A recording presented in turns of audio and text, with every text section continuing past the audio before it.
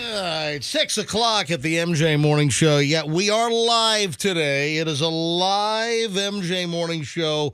And I'd like to start off with a thank you because the passion of our listeners is dynamic, dramatic, appreciated. Man, some people just go ballistic, man. It's like, if we're not live and there's a best of on, some people just like collapse. They have a meltdown. They seem to have some type of a psychological implosion. It's like, oh my God, you're not. Hey, where's Fester? I don't know. I was just thinking that. What the hell's going on with Fester?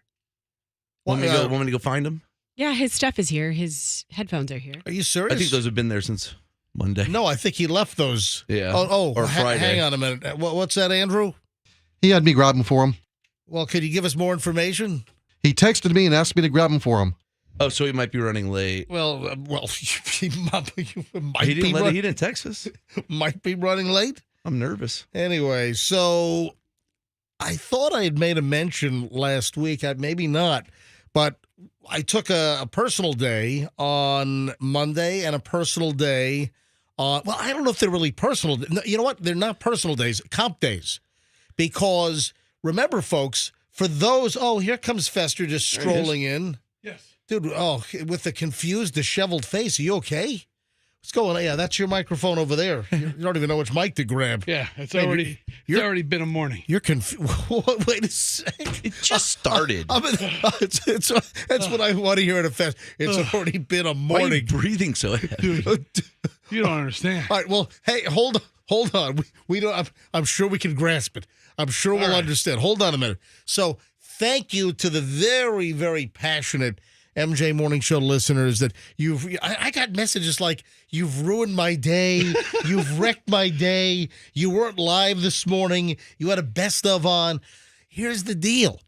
We worked on MLK Monday. We did an MJ Morning Show. I think we were the only morning show in the building.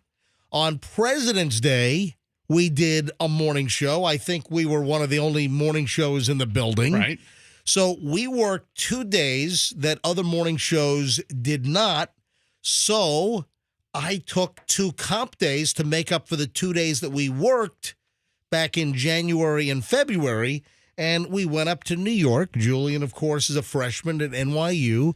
And Julian's spring break is this week. So listen, spring breaks don't ever line up perfectly all the time. So we went up. Friday, we hopped on a flight right after we finished the MJ Morning Show on Friday. We spent the weekend. And then Michelle wanted to spend a little more time. And listen, being the loving, accommodating, bendable, pliable husband that I am, always compromising. Yeah, when I think of compromising and bendable and Very flexible. yeah, very flexible and you know He's doing a split right now. He's just doing the show. amicable to other people's thoughts and concerns, and Very hopes and wishes. amicable. I said, okay. So we took off Monday and Tuesday. That's why we had the best of shows. And some people freaked out. Who cares? What do you have to justify it? Screw them. Don't say that. No, but I'm saying, like, if they're mad about that, let that be the worst thing that happened to them that day. I appreciate the passion that people have for the MJ Morning Show, and it's a very loyal fan base that keeps the show alive. So thank you very much for those that were very concerned. I had people that were asking, hey, are you okay? Is everything all right? You know, people thinking that maybe something happened, some kind of tragedy struck or something. No, everything is fine. Just took a couple of comp days to make up for the days that we worked back in January and February on the holidays. Happy belated Dr. King Day and President's Day. Yeah, and listen, we talked about that at the time, that, hey, we're working these days, and boom.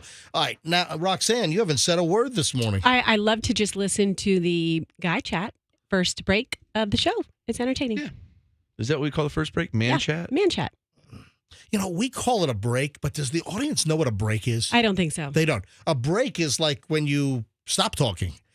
Right. Yeah, so that's like internal radio talk, but I don't think the audience really even knows what a break is. All right, so that's always confounded me over my years of Yeah, why do broadcasting. they call it a break when we're actually working for that segment of time? Exactly. I'm not but working. It's like Yeah. inside radio industry lingo. All right, now at 6:05, on to Fester, who walked in minutes late, all disheveled. You looked confused. You looked like Uncle Junior from The Sopranos when he was having his mental downfall. Look, What's going on? And then you said, it's been a morning. it's already been a morning. Why? I woke up in plenty of time. Took a shower this morning. Oh, Left thank my you. house. That's a rarity. Appreciate that. It's Wednesday, Yeah. so shower day. Anyway, I leave the house in plenty of time. You called me on Monday. You and I spoke for, I don't know, 2.5 minutes Monday morning. Yeah, what did I call you about? I don't know. You had some weird, off-the-wall question about something. But you remember what I was doing? Remember what I told you? I didn't have much time to talk because I was in the middle of something? Oh, the storage garage. Yeah, the storage You know garage. what? I marked that down. We got to talk about that. So I have the last load of the storage garage in a U-Haul truck to dump this morning, right? Wait a sec. Did you do more illegal dumping? No. I went to the Hillsborough. I'm a Hillsborough County resident. I pay my taxes for Oh, the you go to dump. the dump? I go into the dump on Linebaugh Avenue. I love that dump. When? This morning? No, I was going to go after the show. Oh, I was going to say, they're not open at 5 o'clock in the morning. No, but I No. got to return my U-Haul today because I got all the crap out. I made 2 loads. First load was Monday night. The next load was supposed to be last night, but I ran a little late and So they were closed at 5. You already dumped a load at the dump? Right. Okay. So now this is the second load. And What I got number the did you small- get? I 3 got- or 4? 2? What were we doing? Some metal? Dropping some metal? I was in 4. Well, primarily 4 household Oh, goods. good. Some Take it to metal for 4. bed frame. That's bin 2. The Okay, guy told me so you what- got to stop at 2, drop off the Right. bed frames, then go to 4. Now, I've got to do that at some point soon because I got to drop off a whole bunch of like old paint and stuff. And I got some. You can't drop off paint there. Well, hold on. There's like a. You are not a Hillsborough County resident. You are a City of Tampa resident. There is a. You may have to pay or something. No, there's a day where it's like one day a month where you're able to drop off like deadly chemicals and paints. You look Well, into it. stay away from that, Dan. Look into it. We'll load all the deadly paints into the back of your car, and I'll go with you. You're working a double shift on Deadly Chemical Day. Great. So I had this little lock on the U-Haul. I just have solvents and paints. All right, yeah. I had this little lock on the U-Haul Right. door. You know, roll up, roll down. Hold on. What do you need a lock for if you're dumping crap? You Well, don't need to. You should hope people steal the crap in the back of the U-Haul. Nothing was Because then more- you don't have to go to the dump. Nothing is worth stealing. It would have been, but I had That's what I'm saying. So why the hell do you need a lock on the back of the U-Haul? because yesterday when I left the storage facility for the last time, I left the lock on my bumper, and this morning when I left and pulled out on Bears Avenue, about to pull onto 275, jeez. the door rolls up. Oh my! I don't know if my kid was farting with it or Hold on. what. What about the lock? Did the lock fly off and smash someone's windshield or dent somebody's car? It's gone, but I remember I my took God, it and I put it at the corner of the bumper, the corner of the step. That's I was a like, mistake. I'm not going to You're forget right. it here. And I closed the door and totally forgot it. And the door flies up.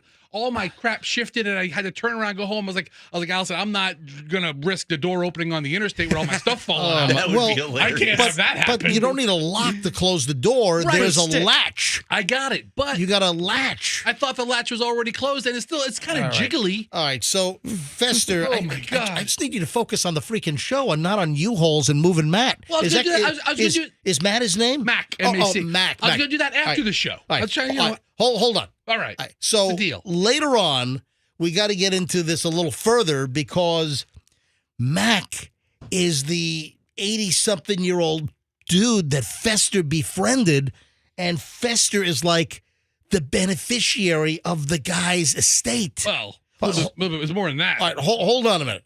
Let me take a break here. See, this is what a break is. I never understood that radio lingo. A break is we take a break. All right, so quick break. We're back in minutes. Later on, we'll discuss the whole, because the Fester U-Haul story goes deeper, because we got to talk about the old guy that Fester is friends with for years. And Fester's got a windfall coming, man. like a little mini lottery win. Just need a couple more dominoes to fall. Hold on. All right. Man, we got a lot of stuff today, folks. Don't move. It's the MJ Morning Show back live on a Wednesday. Traffic's on at 6:10. I'm already running late. Look at this. Pat's got the latest. What up, Pat?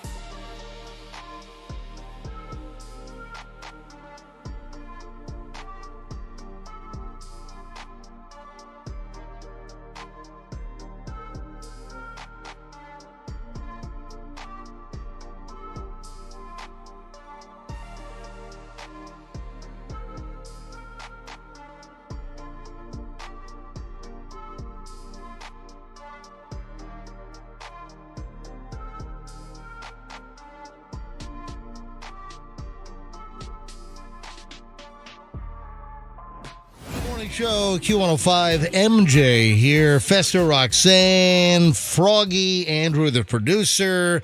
Wednesday morning, yep, we're live this morning after a couple of comp days, Monday and Tuesday.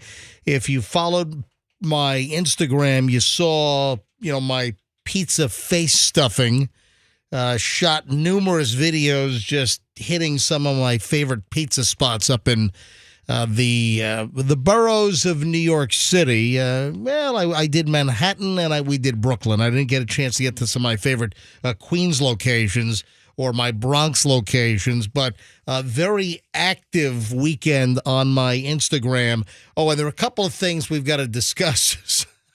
Did anyone see the marijuana pictures? Yeah. You got right up in there. What were they thinking when they had the stranger filming them? They didn't say a word. Hey, I'll get into that coming up later on here on the MJ Morning Show. Fester is a disheveled mess already this morning. We'll get back into why, and there's a little more I want to discuss. Roxanne, I thought you were indicating that you were like first, like you almost had the giant scissors and you cut the yellow ribbon.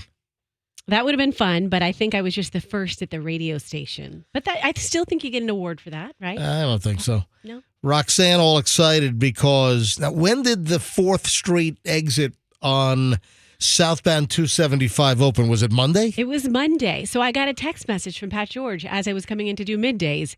And he said, guess what? The 4th Street bridge or the 4th Street exit is open now. And so I started recording before I went across the bridge. I recorded the whole event. I documented it. Wow. And I am so happy. To have it put into the annals of Yes. Tampa Bay traffic history. Is that it? Some real groundbreaking news reporting. Yeah, it was Tampa Bay Hall of Fame traffic. It will be memorialized there. My video. So, if you haven't heard the news, the 4th Street exit on 275 southbound, when you come across the Howard Franklin Bridge from Tampa into St. Pete, from Hillsborough into Pinellas County, you come across the Howard Franklin, and the first exit is 4th Street, and that's been closed for, almost 3 years? I think so, I mean, just about. I'd like to know, maybe you can find the closure date, but man, it's been years that the exit's been closed because they they demolished the old overpass, they put in a new one to accommodate all of the changes. The new bridge span is being built. So they did this whole new setup, and it's been closed for years, and now it is back open. So I took it, since we were not here Monday and Tuesday live, I had an opportunity to take it, and I almost forgot about it. I had to get over quickly. And you know what? It's not that easy to get over right now because they have the S-turns and those shifting lanes and those double white lines. So it's not that easy. If you're in some of the other lanes other than the far right lane, it is not the easiest jog over to get off on 4th Street, but I managed to do it.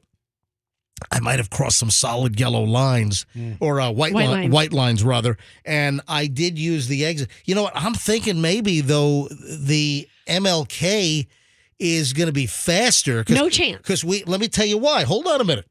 Because since 4th Street has been closed, and we're all from Hillsborough County, Roxanne, Fester, Froggy, and myself, we're all Hillsborough County residents, and we come over the bridge every morning. So we've been using the Ulmerton exit, which the right fork goes to Ulmerton, the left fork goes to MLK. So that's what we've been taking. Now, I'm thinking that still might be faster now because of all of the traffic lights. If you get stopped by, there are there are 2 extra traffic lights on 4th Street versus going MLK. Okay, I can assure you 4th Street is faster.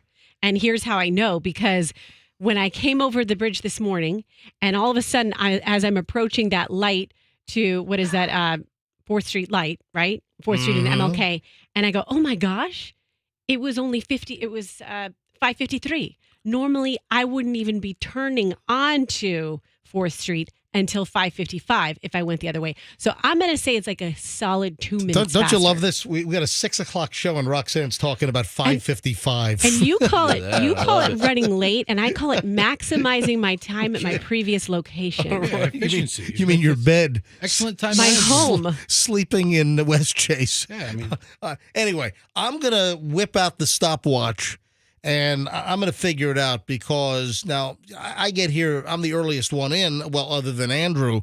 So I'm going to figure it out. But I'm thinking that MLK still might be faster now because of traffic lights. Because if you get stopped and you hit all those traffic lights, then that's problematic. I hit 2. And Yeah, it still is faster. I'll race you tomorrow, MJ. Whoa. Racing for pinks. Hey, speaking of racing and crap on the roads, we got to talk about that intersection takeover that happened at MacDill and Kennedy with the Mustang doing donuts, and they lit like a bonfire in the middle of the intersection.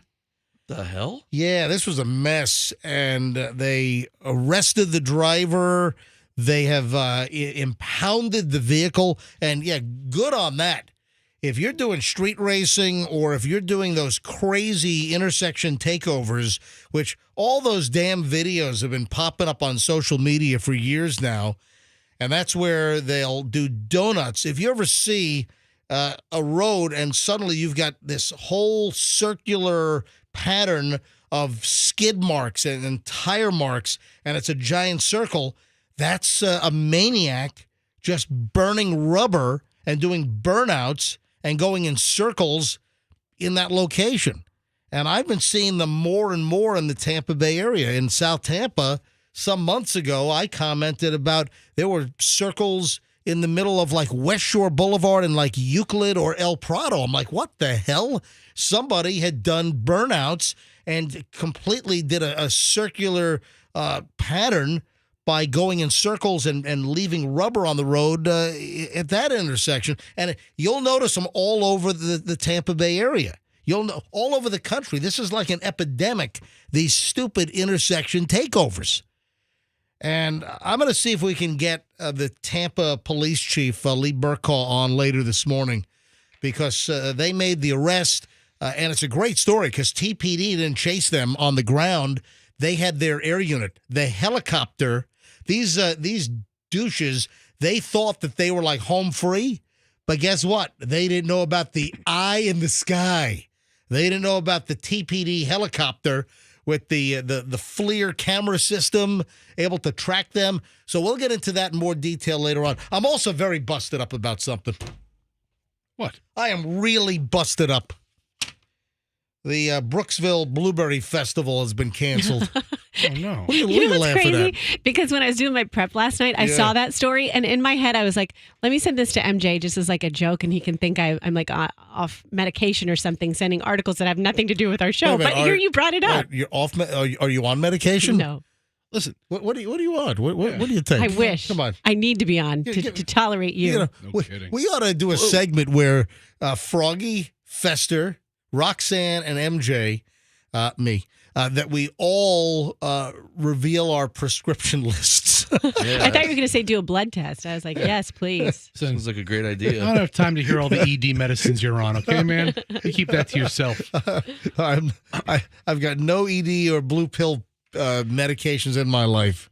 So So the Blueberry hold on, what do you mean, Froggy? Yeah, okay. Little birdie told us The little birdie told you nothing. about your little birdie. Stop it. So the Blueberry Festival is over? Is that what you're saying? Oh yeah, Canceled. It's canceled. not happening. Yeah. I don't like a blueberry. Oh man, I love blueberries. Oh, we know. Yeah. We know. Too tart. Yeah. Listen, you want a good time. You make it up to Dade City for the Kumquat Festival. I know. You know what? I know all about it over the years. That's a good time. I've never been to the Kumquat Festival in Dade City. Been a couple of times. Come on, I'm- come on. I'm well aware because also the word kumquat is one of the funniest words in the English language. Oh, man. I had Yeah. kumquat pie. Fantastic. Yeah, the Blueberry Festival has been canceled. We'll get into this in more detail later on, but apparently they were saying that there's a competing event. Yes, the Strawberry Festival right down the road. No, that's over. That's I don't done know. with. What's the competing event? Oh, it's the Brooksville Mullet Festival. Right? Yeah, it's the Brooksville Mullet Festival was scheduled for the same weekend. Anyway, we got to try to figure out what the hell happened. So the 2024 Brooksville Blueberry Festival canceled. So for the whole year, it's done. 2024 is being erased, but they say they'll be back in 2025. Better than ever. I don't know what the hell's going on. All right, 6:32 at the MJ Morning Show. Awesome pile of early morons in the news next here on a Wednesday at 6:32. So we'll be back in minutes, folks. Stand by.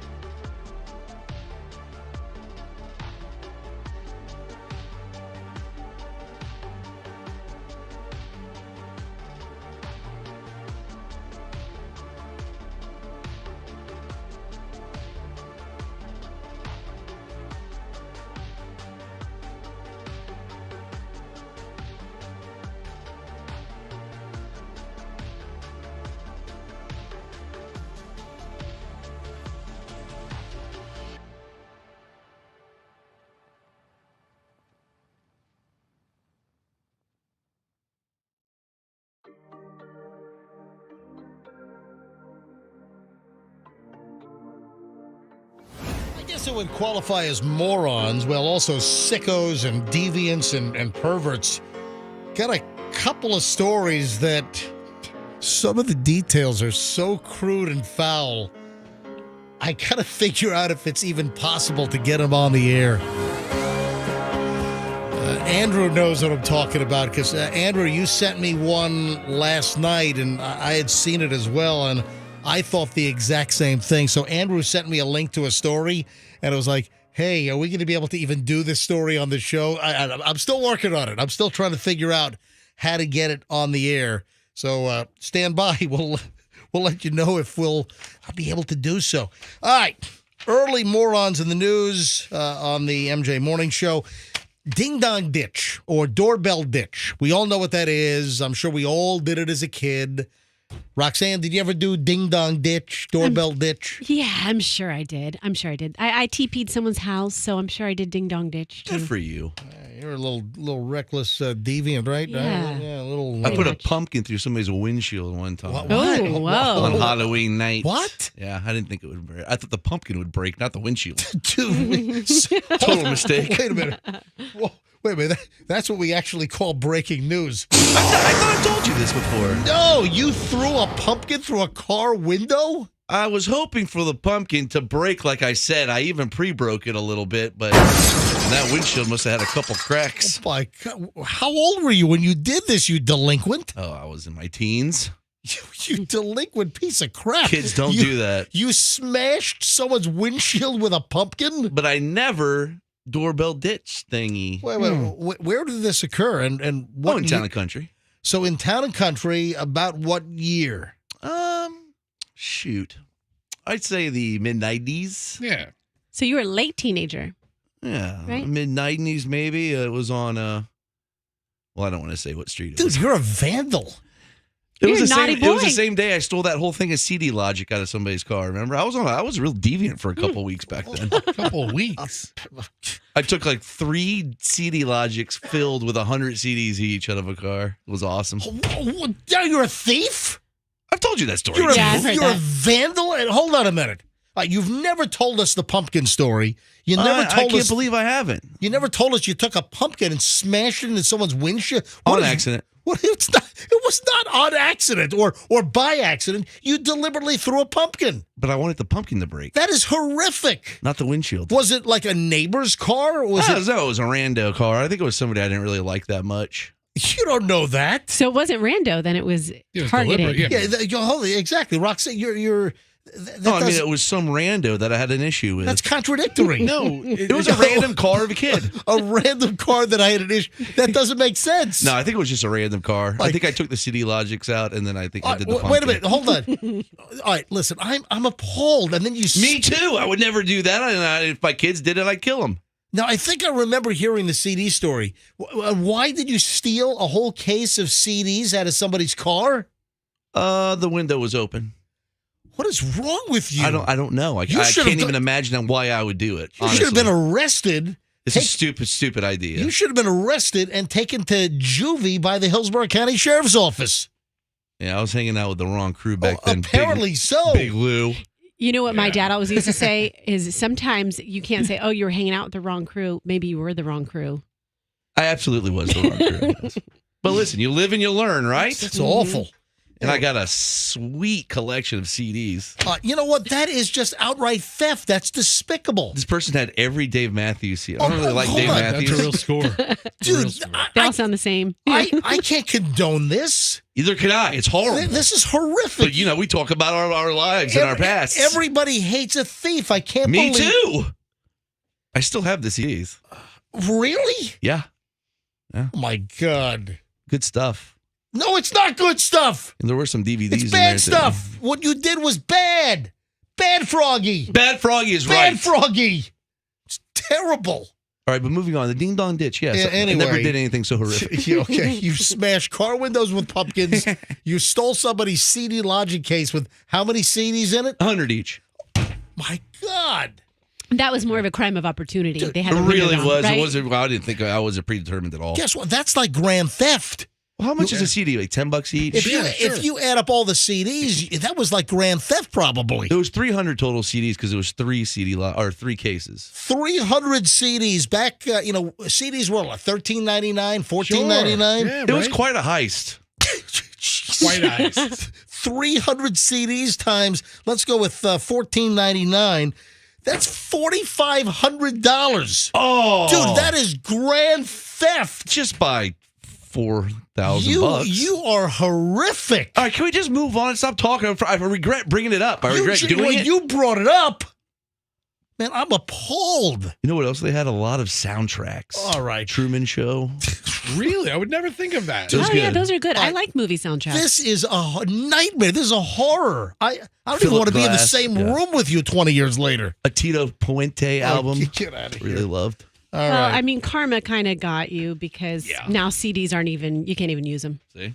No Yes, one you uses them. can. Well, I mean, nobody listens to Yes. CDs. They don't even have CD players in cars anymore. No. I doubt your truck has a CD player, right? No. Right? No. So Which kind of sucks because like MP3s are compressed audio and you don't get the full dynamic range. So we're regressing when it comes to audio and sound and people listening to songs all compressed with an MP3, which is only a fraction of the data because that's how you get so much material on a small device.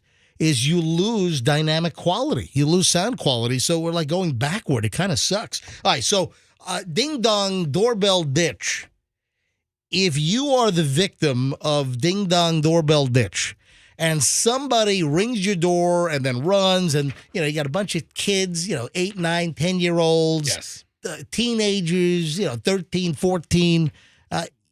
If they're having their fun by doorbell ditching you, you can't open the door with your gun and start shooting at them. Oh. Yeah, that is a dramatic, non-proportionate response to getting ding-dong doorbell ditched.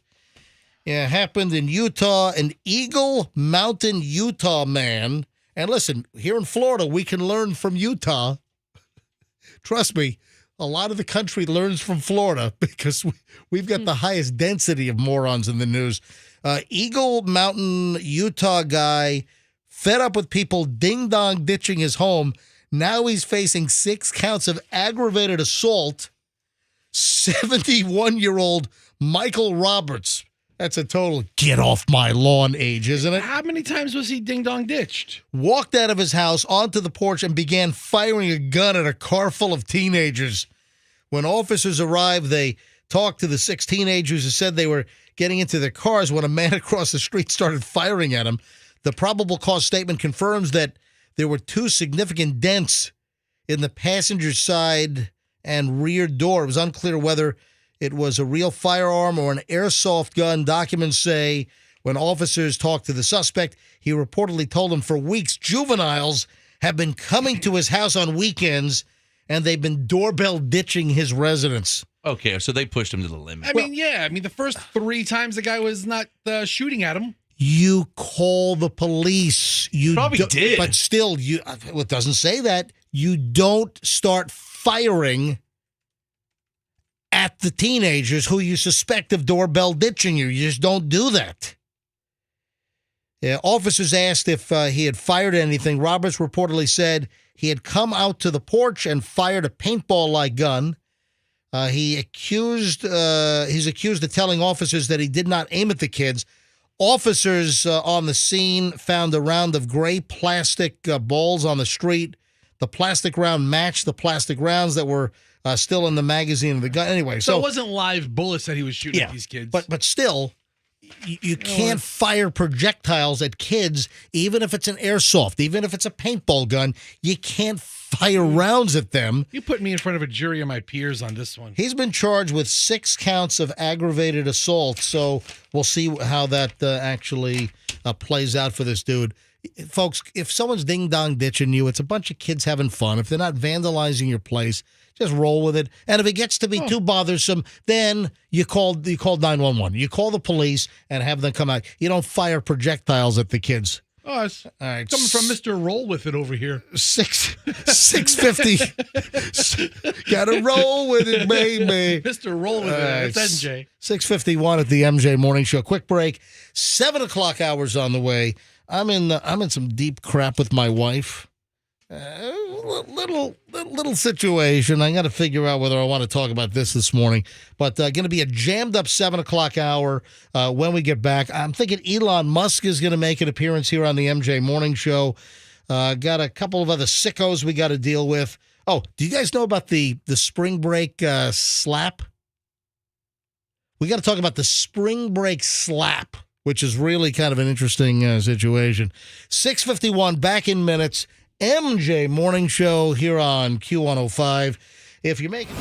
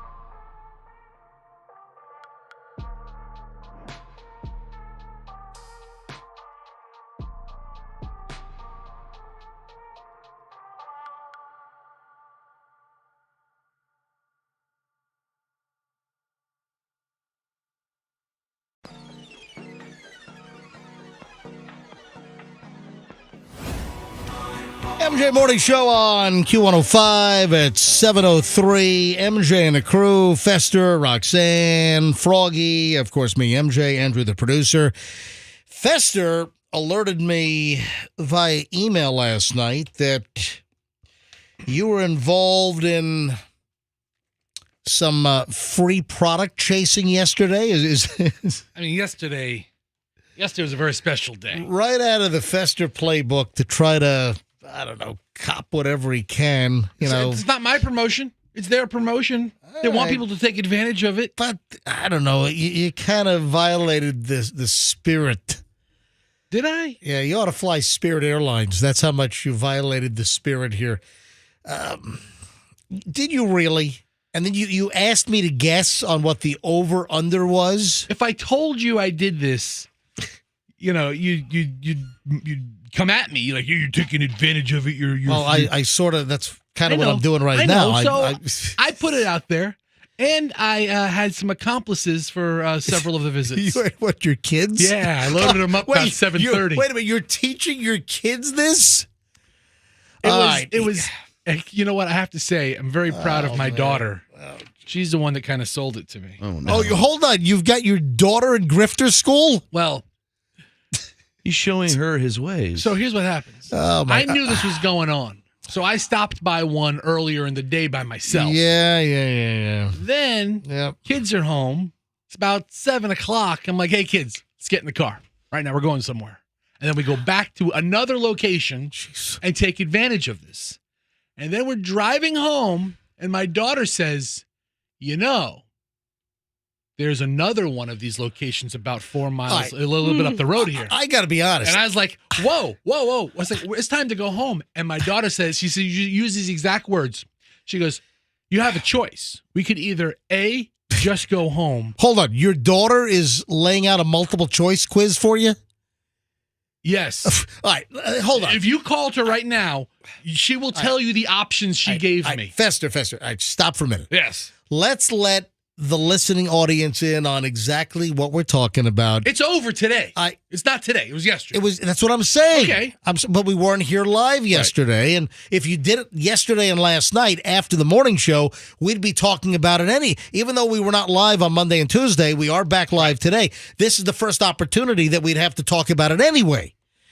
Yesterday was the first day of spring. Spring has sprung. Really? Yes. Yeah. I'm sprung. Whoa. You get sprung. I was just going to say, wasn't that in a song? Yes. Yeah, baby got back. Yeah, exactly. Baby got back. You get sprung.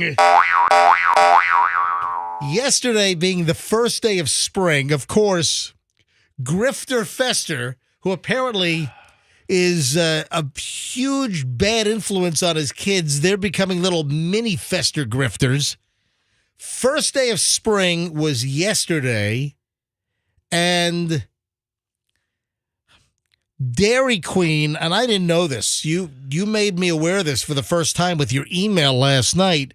Apparently, Dairy Queen, it's done. You can't do it today. Yeah, it was just for yesterday. You had to do it yesterday. Apparently, here, this is the Dairy Queen website, and it says today is the day, but that was yesterday. They should probably take this off their website, right? Yes. Yeah. This is on the Dairy Queen website, but the offer's expired. Today is Wednesday, March 20th.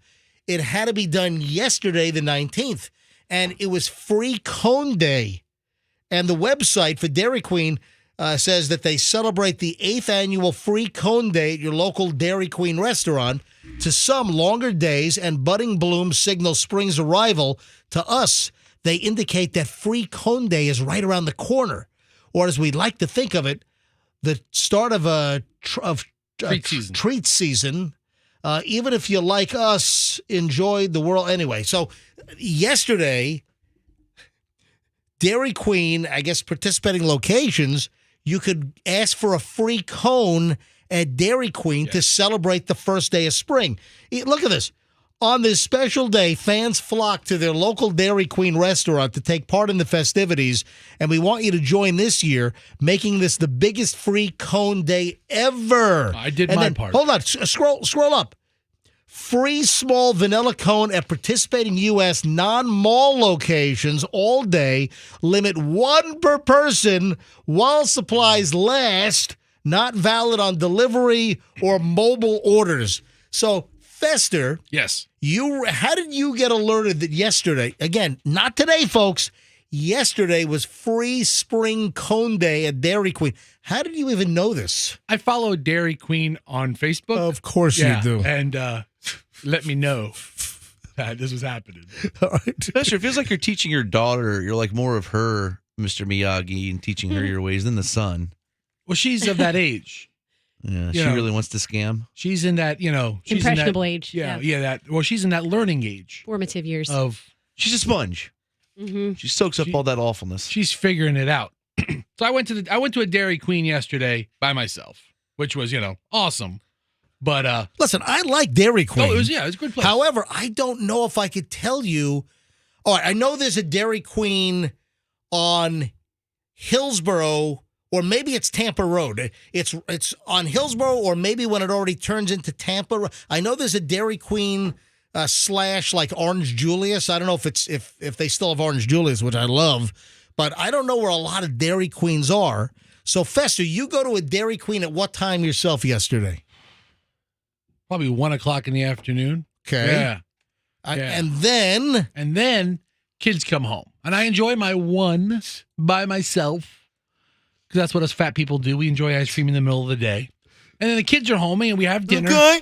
And I'm like, hey, guys, let's get in the car. We're going to take a trip. I don't tell them where we're going. I don't tell them where. God. Eventually, the kids figured out that it's ice cream because that's usually my trip. Why are you being annoying? And we go to the Dairy Queen in Lutz, Right. which is on kind of the Collier Parkway 54 area. Oh, Right. And we go lovely. around and we pull up to the drive-thru, and all I say is, hey, we're celebrating the first day of spring. And the guy behind the microphone says, I got you. How many do you need? I go, we got 3 people, 2 kids, me. We all get I got vanilla. The 2 kids got chocolate vanilla twist. wait a sec, but it says vanilla cone only, so they accommodated? They accommodated. Well, there you go. Yeah, they're Look at very, that. Very friendly people. Very at Dairy friendly at the Lutz Dairy Queen. Queen. Yes. So why not take advantage? So then we're driving home and we're pulled down 54, getting back to 41. Here we go. And my daughter says, Dad, there's another Dairy Queen this way, a couple, it's not too far. Let's go get another free And I was cone. like, yeah. She goes, we should go. And I was like, we should go home. I said we should go home. Leave it to Fester's kids to know where all the Dairy And Queens are. I make the turn to head home. Right. And my daughter says, this challenge option, I don't know. She goes, well, and I give my kids choices. I go, you have 1 choice, 2 choice, 1 choice, 2 choice. She says to me, Dad, you have 2 choices. 1, we can go home. 2, you can make memories with your kids. Wait, this is your 12-year-old daughter. Make memories by driving to all Dairy Queens within a 30-mile Your radius. radius. Yeah. Geez, a 30-mile radius. Radius of the residence. Yeah, of your residence. I mean, if I could have planned this earlier, I could have hit like 5 or 6. Oh my God! So I looked at her she was in the back seat because the front seatbelt doesn't work in my Cadillac. They're students. Yeah, but she can't be. Is she old enough to sit there? Fester's kids are students in Fester Grifter Academy. And I make a U-turn Oh, geez. so fast. I was like, you want memories? You got them. And then we go to the Dairy Queen in Land O'Lakes. Jeez. And they were not a participating location. Oh, no. Oh, yes. Really? Yes. Are you serious? Yes. That's a backfire. Right? Right? So how do you know who's participating? I guess you don't until you go there. I don't know. Which one? This was Land O'Lakes? Land O'Lakes. So I wonder why Land O'Lakes Dairy Queen would not be a participating free spring ice cream cone location. It was a non-mall location. They had a little sign up by their register. Sorry for the inconvenience, but the Land O'Lakes location will not be partaking in free cone day. More like Lando lies.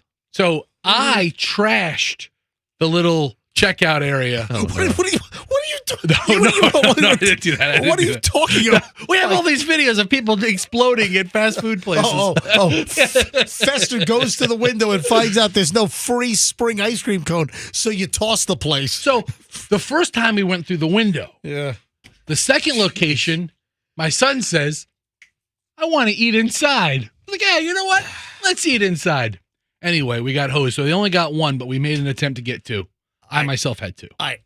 How many total Dairy Queen locations did you go to? 3, right? Yeah, I went to three. 1, 2, 3. Yes, I only got ice cream cones at 2. Should have taken the kids out of school yesterday and just made a whole day. Start at like 10 a.m.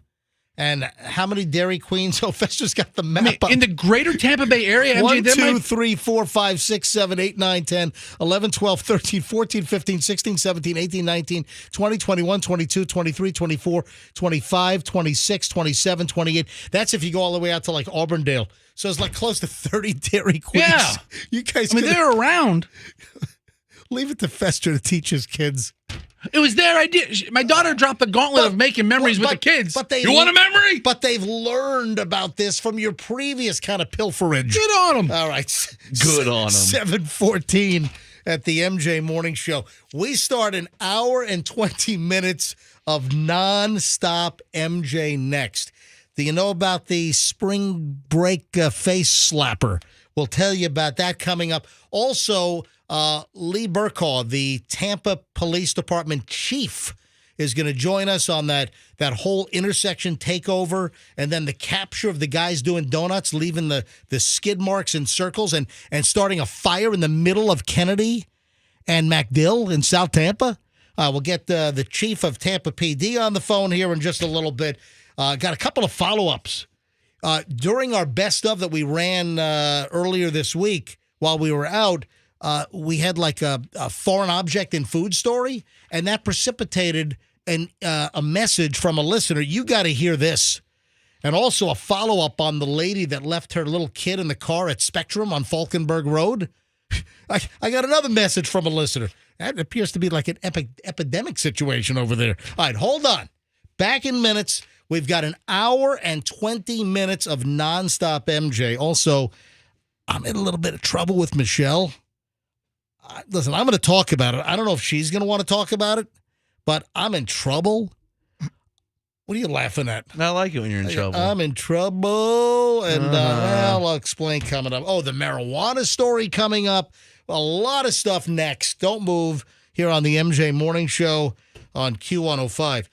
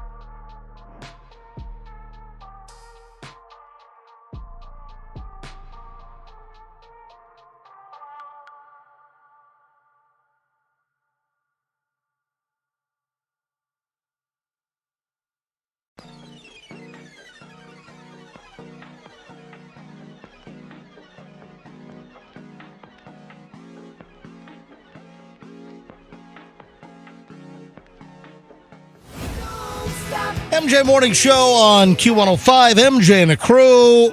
Boom. Right now, right here, we start an hour and 20 minutes of nonstop. MJ happens every single morning around this time. 7. We're running a little late here. It's 7:28, but, usually it's 7:25, 7:24, somewhere in that vicinity. An hour and 20 minutes nonstop. No more music, no commercials, just nonstop MJ content starting right here, right now. I gotta figure out if Michelle will come on the show. I kind of stepped in it a little bit over the weekend.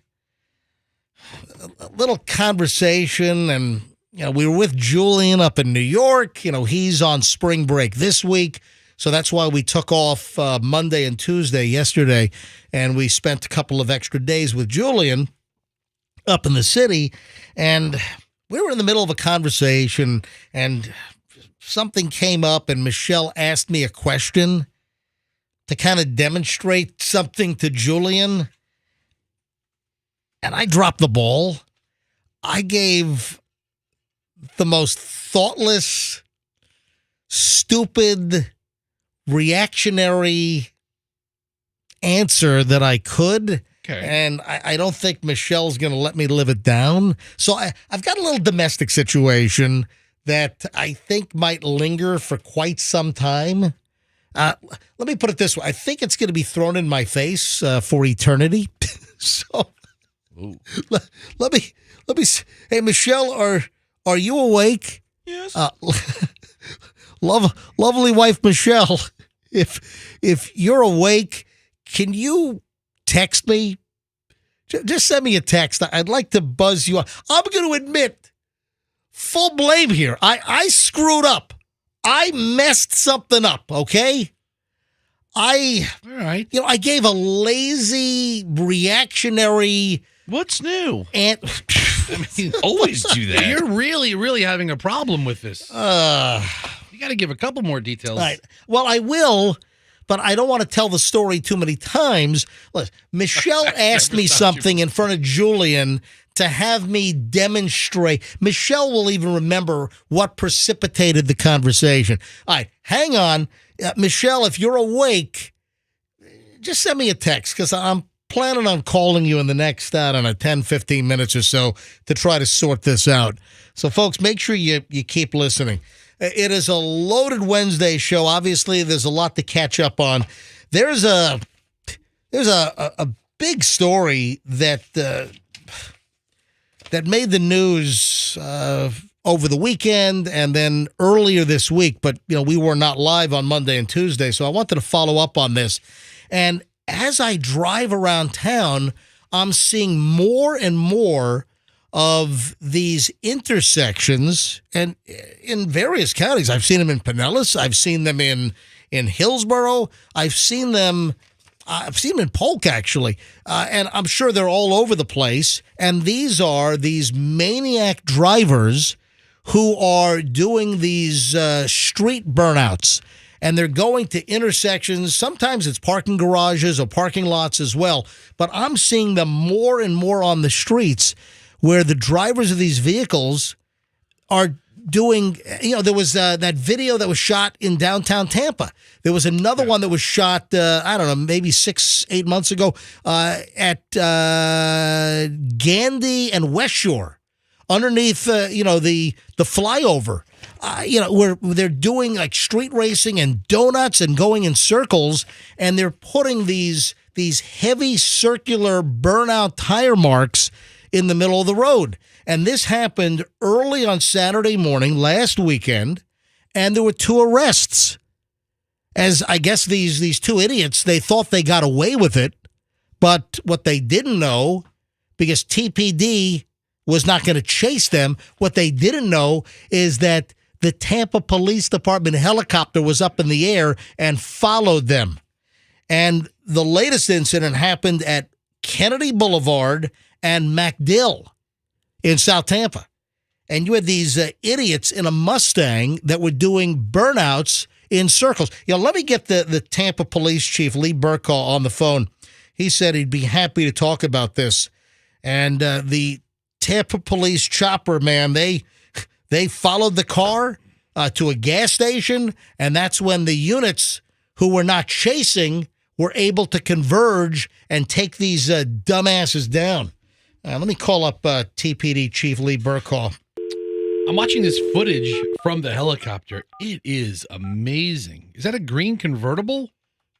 The primary car that they chased? Yeah, it's a Mustang. It's like a green Mustang. Good morning, MJ. Good morning, Chief of Police, City of Tampa, Lee Burkall is on live with us. Good morning, Chief.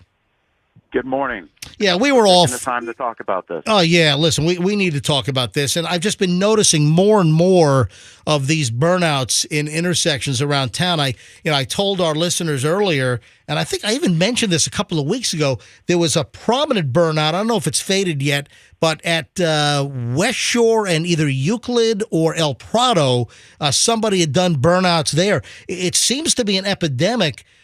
Chief, let's talk about the incident that happened last weekend. It was early Saturday morning, and your guys took them down.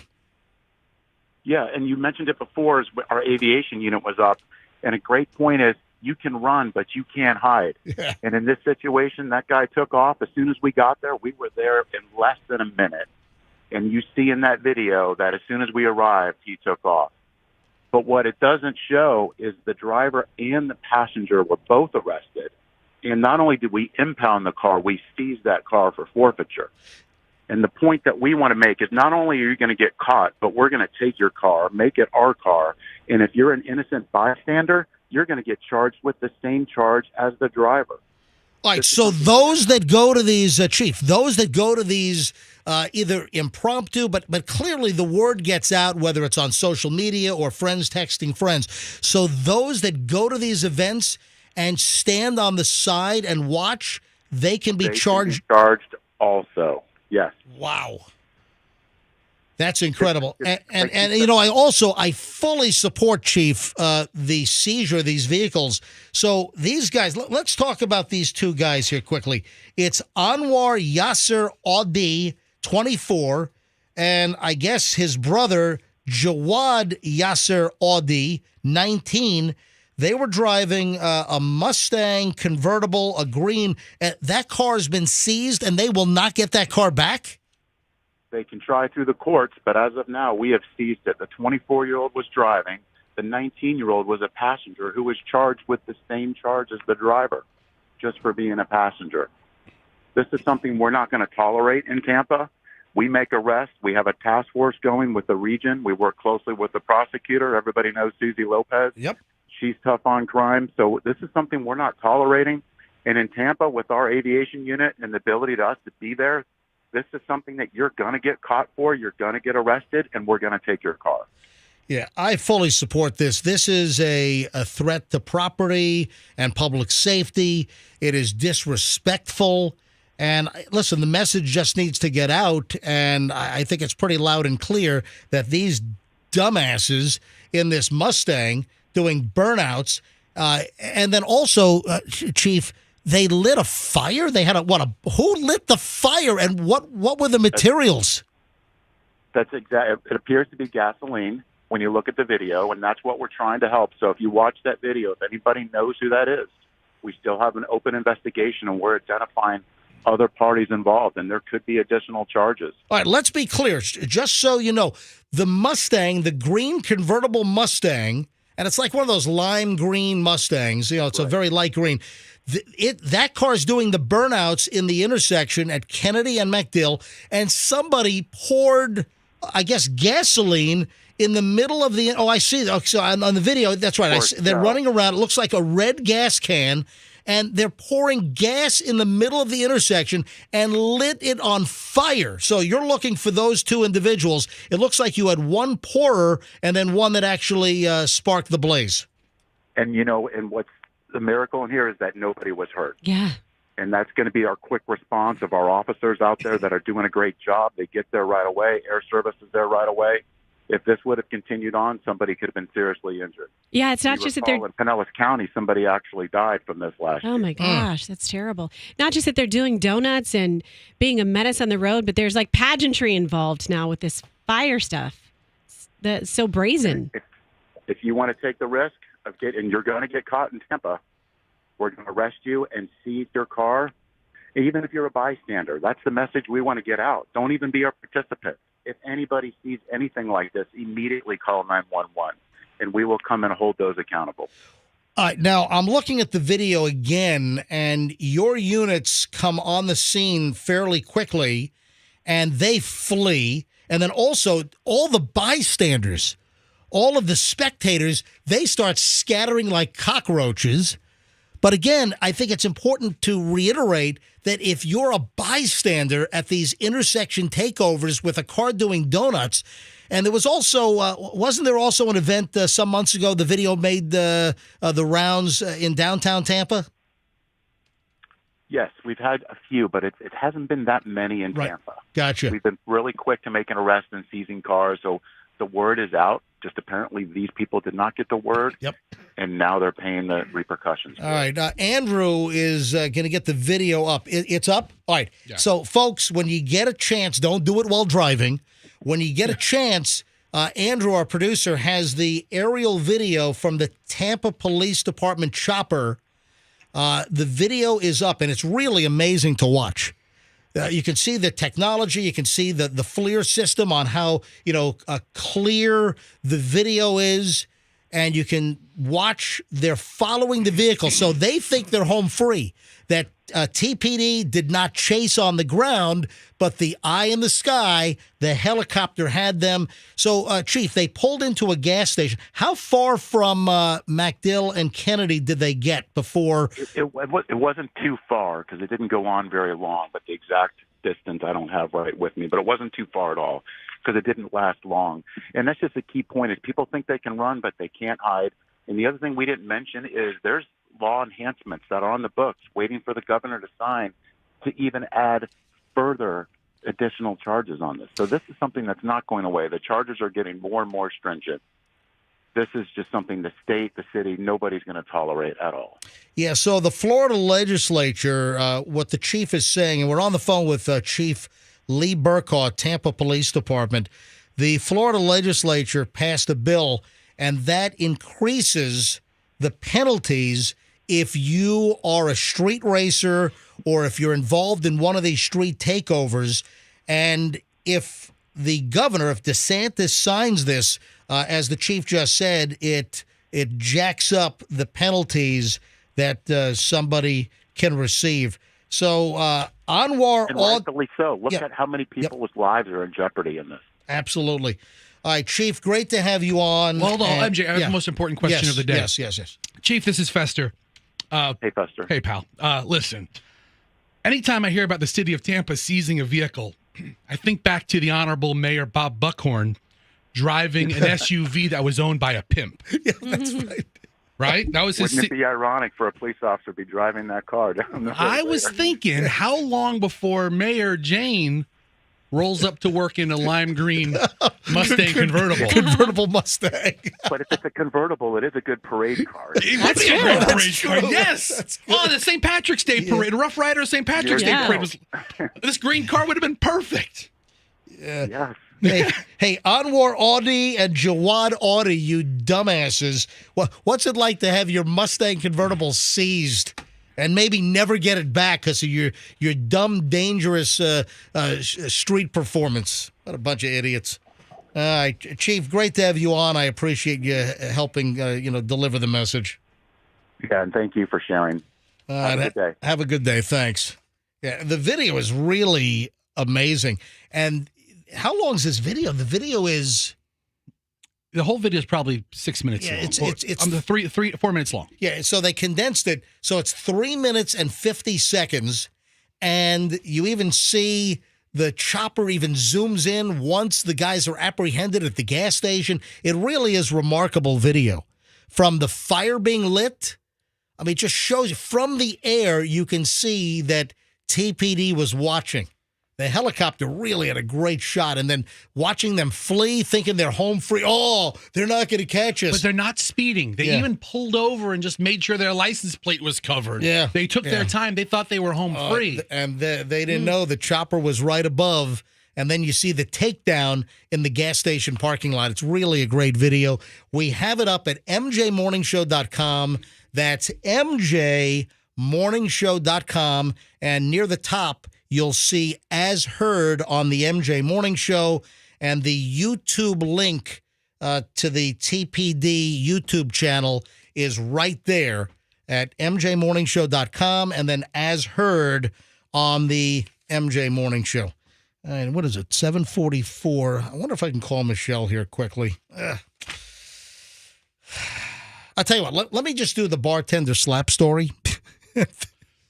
And then, Michelle, if you're listening, and she tends to, listen to the show, occasionally. So, Michelle, I'm going to call you on my situation where I totally stepped. I'm assuming full responsibility for what happened. It's totally my fault. And guess what? I created something that's going to blow back on me for a long time. And I wish I could do a do-over. I'm going to ask Michelle. If Michelle will pick up in a few minutes, I'm going to ask Michelle if I can have a do-over. I'll explain in a minute. Guess what one of the hottest things in spring break is? Oh, and they're still having issues down in Miami, but it appears that a lot of the spring breakers, they rolled up to Fort Lauderdale. Now, Fort Lauderdale's always been a spring break destination for, going back, decades and decades, and, I think back to the 50s, spring break in Fort Lauderdale. But a lot of the people that would go to Miami, because Miami put out that campaign that we're going to make things kind of difficult for you. Miami, we don't want you. Hey, we're Miami. We're breaking up with you, the spring breakers. So you have an influx of even more individuals that have gone to Fort Lauderdale. And this is at a club in Fort Lauderdale where a bartender is making about $6,000 a night. I guess this is in tips or whatever her take is. Bartender Ayana Callis, 26 years old. She's wearing a bikini. So she's a bartender in a bikini, and she is serving hurricane shots. Oh, I've seen this, yes. At Backyard Fort Lauderdale, $30 a pop. Froggy, what do you think you saw? I think I saw a woman on her knees on the bar, and then she gives the guy a shot and then slaps the taste right out of his mouth. Exactly. As hard as she can. Yes. And then the guy's like, all right, thanks. Wait a minute. And she's kind of hot. Oh, she's very attractive. Is this the blue bikini picture? Yeah. She's very attractive. Oh my. She's got a very nice body. She's wearing a bikini. She's a 26-year-old bartender, and for $30 you can get her signature hurricane shot. So she gives you the shot with her mouth, meaning she's holding the shot in her mouth and then passes it to the purchaser, to the guy, or I guess there are probably women as well. So the spring breakers take the shot from the glass, which the bartender is holding in her mouth. Then she pours a pitcher of water over your head. Oh. And then slaps you in the face. Ow, son of... And you pay $30 for this. Wow. It almost looks like a little test tube, the shot glass that she's putting it in your mouth. Little vial, Yeah. Sewer ass. You know what? That sounds like a hell of a spring break experience you never forget. Tell you what, during the peak of COVID, this would have been a really good... she's passing you... Yeah, what else is being passed around on that glass? Passing you the shot... Take whatever she has. With her mouth. And apparently she's making like $6,000 a night. She came up with a little gimmick, a little niche. She's got a gimmick. She's selling up to 200 shots a night. So 200 shots, 200 pitchers of water poured over patrons' heads, and then 200 1, 2, 3, 4, 5, 6, 7, 8, 9, 10, 11, 12, 13, 14, 15, 16, 17, 18, 19, 20. We're going up to 200, All folks. right, listen, 21, all right, all right, maybe not. Listen, so MJ, I'm watching her. I'm on her Instagram right I now. love it. Yeah. She has just earned a follow from me. This is amazing. She just douses them with a whole jug of water. Sometimes 2 slaps. Is there audio on this? I don't know. Take the audio off. Where am I looking? Right at Probably the gonna be bottom. music. I don't know. Right there. Click on He that. be feeding me pasta. Oh no, there's just Yeah. it's just music. This is a compilation video Oh. of her with like 20 different guys just dumping water on them and smacking their faces. And This it's- is spring break fun. and Yeah. some guys send this video to Andrew. It's on her Instagram. Yeah, Andrew, grab this video from Fester. Okay, there's hundreds of these videos on yeah. her Like a Instagram. masochist. Well, the one that you just watched, the compilation, we'll have Andrew put this up also at mjmorningshow.com and as heard on the MJ Morning Show. And some guys get the slap to the right, then they get the slap to the left. The double slap. Sometimes you get a double slap. Should be called the CTE shot. Oh my, exactly. You know what though? It's with. I feel like every time I look at IG, somebody's dumping themselves in cold water. They're taking an ice bath. So she's got that part of the trend going, where she pours water in their face first. Yeah, absolutely. Hey, Froggy, Yeah. for $100 cash, what does CTE stand for? You said it should be the CTE shot. Well, I believe What it is stands for. What does it stand for? CTE. Conditional traumatic erections experience. Additional traumatic. What?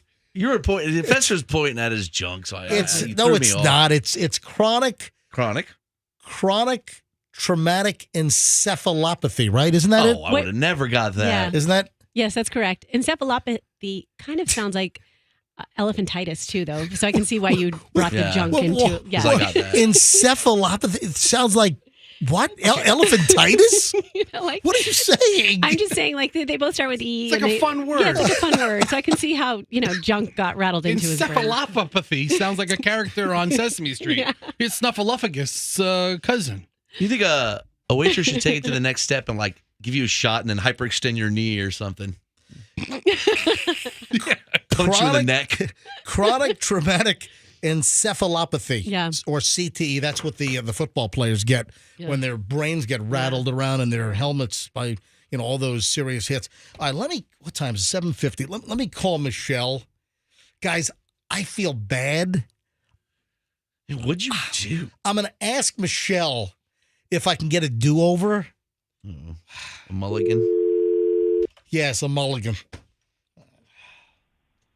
I'm an avid golfer. Are you? Let me call Michelle here. Hopefully Michelle picks up.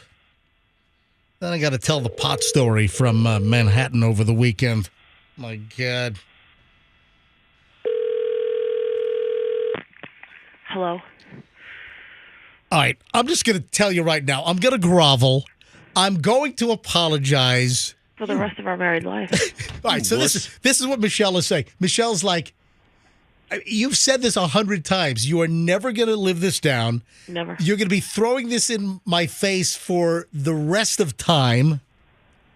Do you want to explain? I think you could probably explain what happened concisely. Go ahead. Tell Roxanne, Fester, Froggy, and all of our listeners what happened. And yes, Michelle, I have remorse. I feel terrible. It was a lazy... Do you really, though? I do. I really do. That's another thing, Michelle. Do you really, though? That's one of Michelle's favorite phrases. Yeah. All right, Michelle... remorse is just not a word that comes out of your mouth with any degree of frequency. I have... Look at how he's saying it now. He's smiling as he's saying I am not smiling. I have remorse. I wish I could get a do-over. I will tell you, You Michelle, don't get do-overs in life. MJ does have a nervous smile when he's busted on stuff sometimes. Yeah. So that's what I attribute the smile to. How often have you seen that? Once?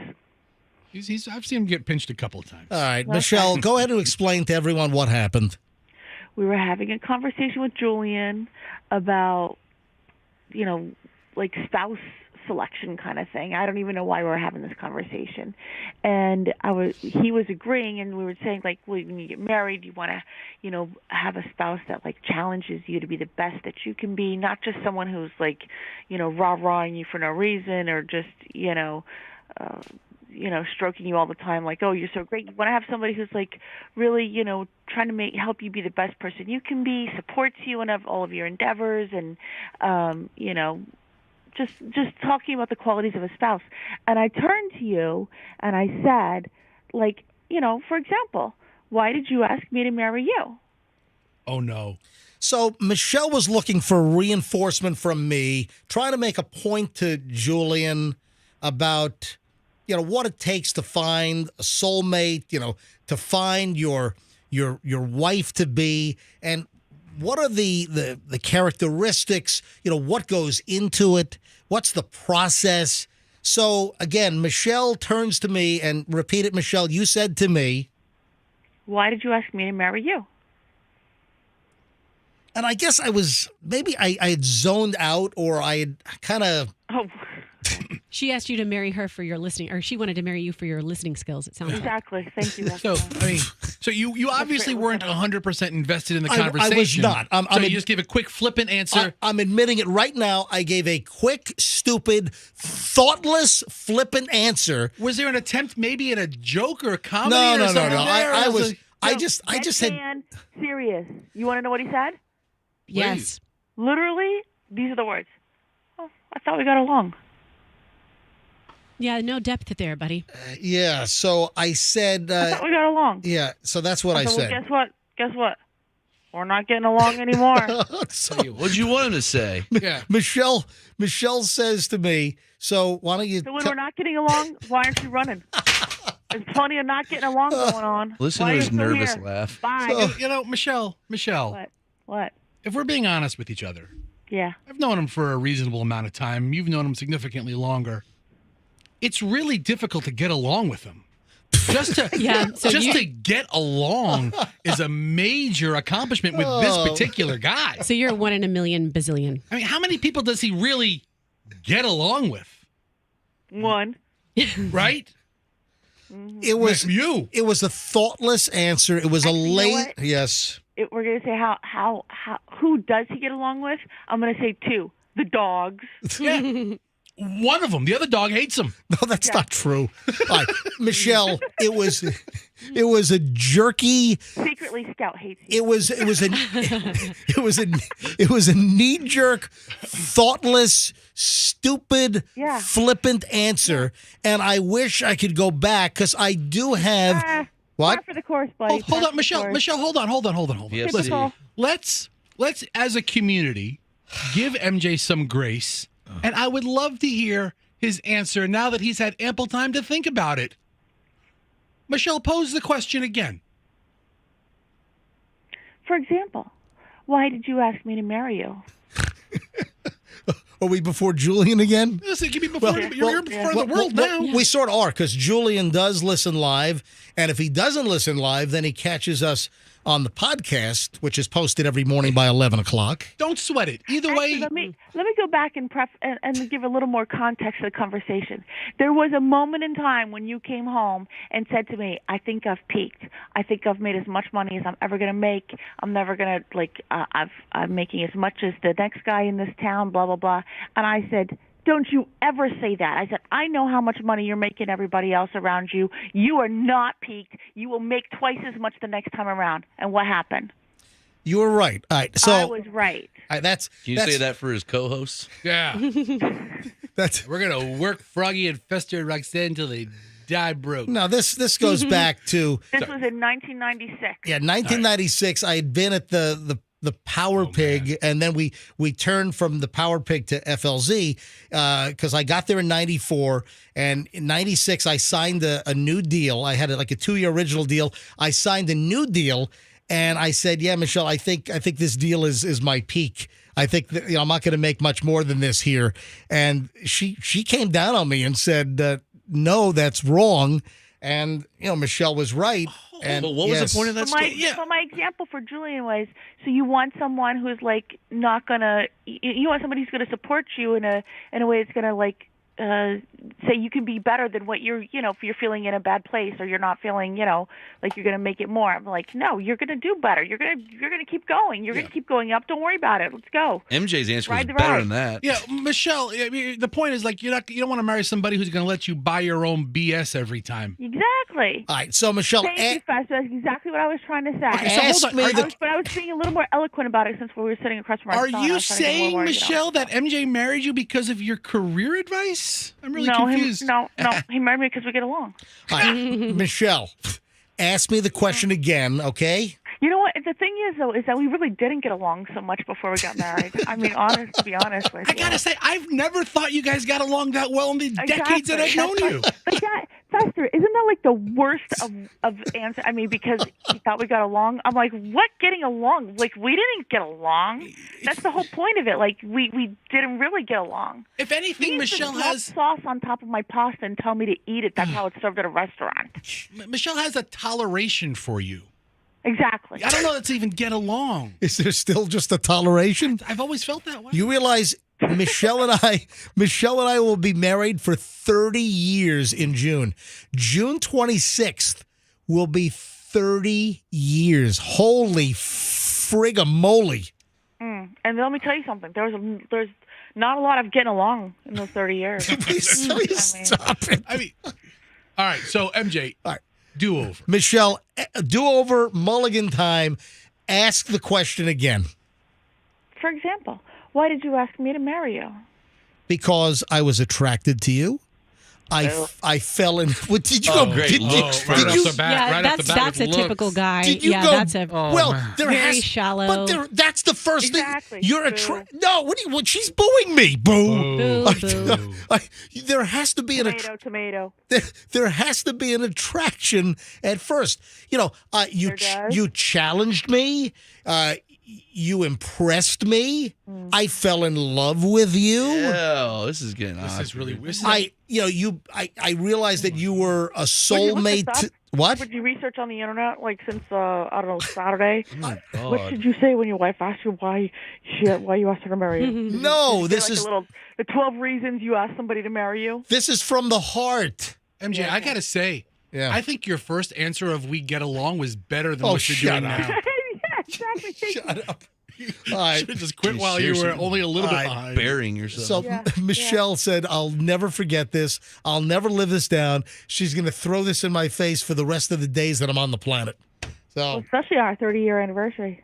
what was Well, that? that's coming up. Ooh, What'd you especially say? the 30th anniversary. Oh, coming up. geez, yeah, 30 years. June 26th. Yeah. We could get the cake girl to make a cake, and it'll say "we get along." It's Yeah, it's really. the cake girl. We get along cake. Oh man! All right, Michelle, I love you, and I'm glad I married you almost 30 years ago. You didn't even say that. I'm glad I married you. Yeah. Because I loved you. Who says that? I That lo- would have been like better than anything. All right, because I thought that was just goes without saying. No, let's have a conversation where you show some depth. Let's think back to when you made that decision that you're like, yes, she's the one, I'm going to ask her to get married. What was it? What was it that made you do that? Yeah. I told you I found her challenging. She. This sounds like a job resume. I found her I challenging. want something more from your heart. I don't think saying I find her challenging is a. Yeah. Yeah, and don't spit my words back at me, buddy. I'm not spitting any words back at you. I was That was literally what I said to Julian. You want somebody who's going to challenge you to be the best you can be. You mentally stimulated me. I just. No, I didn't. All right. I was All 6 right. years younger than you. All right, what You are need we to work doing? on this. Michelle. This is No, homework This tonight. is going backwards. I know You're college not degree. six. You're I not didn't six. challenge you. You're not 6 years younger than me. You're four Okay, and a so half I'm years 4.5. younger. 4.5 years younger than me. Michelle, Why is it 6? Michelle, on a much different note, have you been watching Love is Blind season 6 on Netflix? What the hell is this? Because this is reminding me, MJ, the first thing out of his mouth is, I found her attractive. Dude, I am totally invested in season 6 of Love is Blind I heard on it's Netflix. good. Oh, it is so good. And you, How could there be a season 6? It's amazing. You know what? I've gotten text messages from girlfriends like, I don't care what you're doing. You need to watch Love is Blind. There season 6. is right. All the candidates are like from the Charlotte, North Carolina area. Are they blind people? No. It's not like Not love it. has handicaps. No, you just can't see the person. Yeah, they all walk around with red and white canes. And then you That'd be a eventually good show. propose to them completely sight unseen, but you've talked to them for days and days and days, and you know wow. so much about them, and you just Fester, love their person. You and your freaking reality shows, man. That is good. I've heard. I from got valid bored. people. I got bored with reality television in like 1999. I'll tell you right now, if anybody's listening, male, female, doesn't matter. All right. If you want to feel normal about yourself, look at how bat crap crazy Chelsea is. Love is Blind on Netflix. Invest in it. I will say, Season 19. 6. because Yep. Yes. we spent a lot of time apart. We did spend a lot of time on the phone. Yeah, phone combos build that's where it is. Start there, MJ. Think back to those conversations you had with her when you started dating. And let me tell you, what made Michelle is so good on the phone. You just ruined it again. Not the phone sex part, I didn't just the say regular that. conversation. I didn't say that. All right. Listen. You punish him by making him watch Love is Blind season 6, and you'll see. All right, well, we're going to watch that tonight instead of Columbo. Michelle, I love you, and I'm happy you're my wife. Right. Oh, okay. All right. We'll Lovely. see. We'll see how you feel on June 26th. Goodbye. January. You don't even know when it is. Goodbye. She seems thrilled. Oh man. Yeah, the minute I said it, man, she just pounced on me. I don't think any guys have good reasons. You should have said, you complete me. All right, a couple of things here. Oh, you're going to love this. Speaking of relationships, did you see the story about the dude in Clearwater that set his ex's car on fire because she has a new fling? Oh, you can't do that. No. This is from Channel 8. Clearwater man charged with arson after setting his ex-girlfriend's car on fire at her apartment complex. Arthur Morrison, 40. That's a bad decision, Artie. Arthur Morrison, 40, was also accused of denting the car several times, breaking off the gas fill cover, the gas door, snapped that off like a twig, according to Clearwater police. Police said he did $1,500 worth of damage to the vehicle before he set it on fire. And then he did much more. Yeah. Arthur Morrison told police that he dumped a container of gasoline onto the car and then lit it with a pocket lighter. The defendant then stated that as soon as he lit the fire, he attempted to extinguish it as he regretted. Little too late, little day late, dollar short. When he spoke with police in Clearwater, he explained that he and the victim were in a year-long relationship before the breakup 4 months ago. According to the arrest report, he said that he traveled to the apartment complex because he was upset about his ex-girlfriend's new relationship. When asked if he set the victim's vehicle on fire, he said, yeah. Boy. Then he stated because he was offended and felt disrespected by the victim after she started seeing someone else. Dude, get over it. Now he's hit with an arson charge. I mean, what an idiot. He was arrested, charged with second-degree arson, criminal mischief, also some probation violations. Last I saw, he's being held in the Pinellas County Jail. What a schmuck.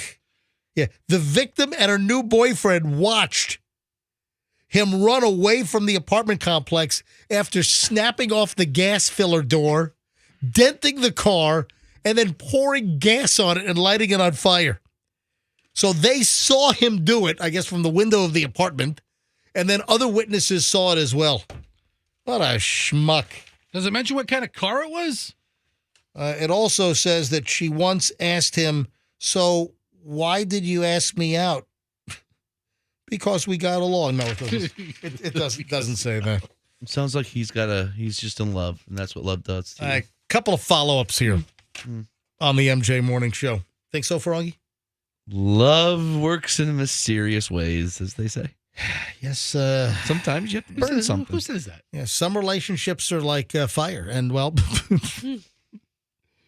yeah, this one. Oh my God! And then, can you imagine you light the car on fire, and then seconds after you torch the car, you're like, "Oops, maybe I shouldn't have done that." What an idiot! I mean, this guy's gonna go to prison. That guy, he's gonna do 5 years plus in prison, I bet. Yeah, arson's no joke. No, it's not. And also, because of the dangers of arson and the fact by lighting a building on fire that you could, maim and injure and kill and burn people up, arson charges, the law enhances arson charges. Well, I consider myself expert on local arson rules, and just tell you, arson is no joke. Yes. It is nothing to play with. The turkey fryer and the plumbing van, that was not arson. No, but still. It was not. But Words were thrown around, accusations were made. they were, absolutely, Yeah. but that didn't meet the definition of arson. All right, move it along.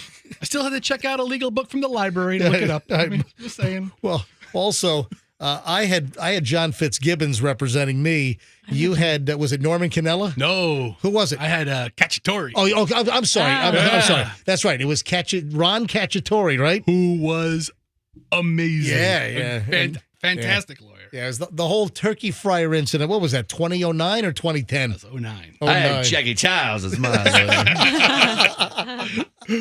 Froggy had nowhere to be involved. Nope. He knew to get the hell Yeah, he away. did. I saw flames and I went inside. All right. And move it along, ladies and gentlemen. A couple of follow-ups here. Hey, Andrew in the producer booth. Andrew, turn your microphone on. During the best of that you compiled for Monday and Tuesday, what day was it, and what was the story about food contamination? Do you remember? Because somebody responded with a very funny item. Monday morning, you were repeated in a show that covered, what was it? The food, food that was returned. Would you return food in a restaurant? Okay.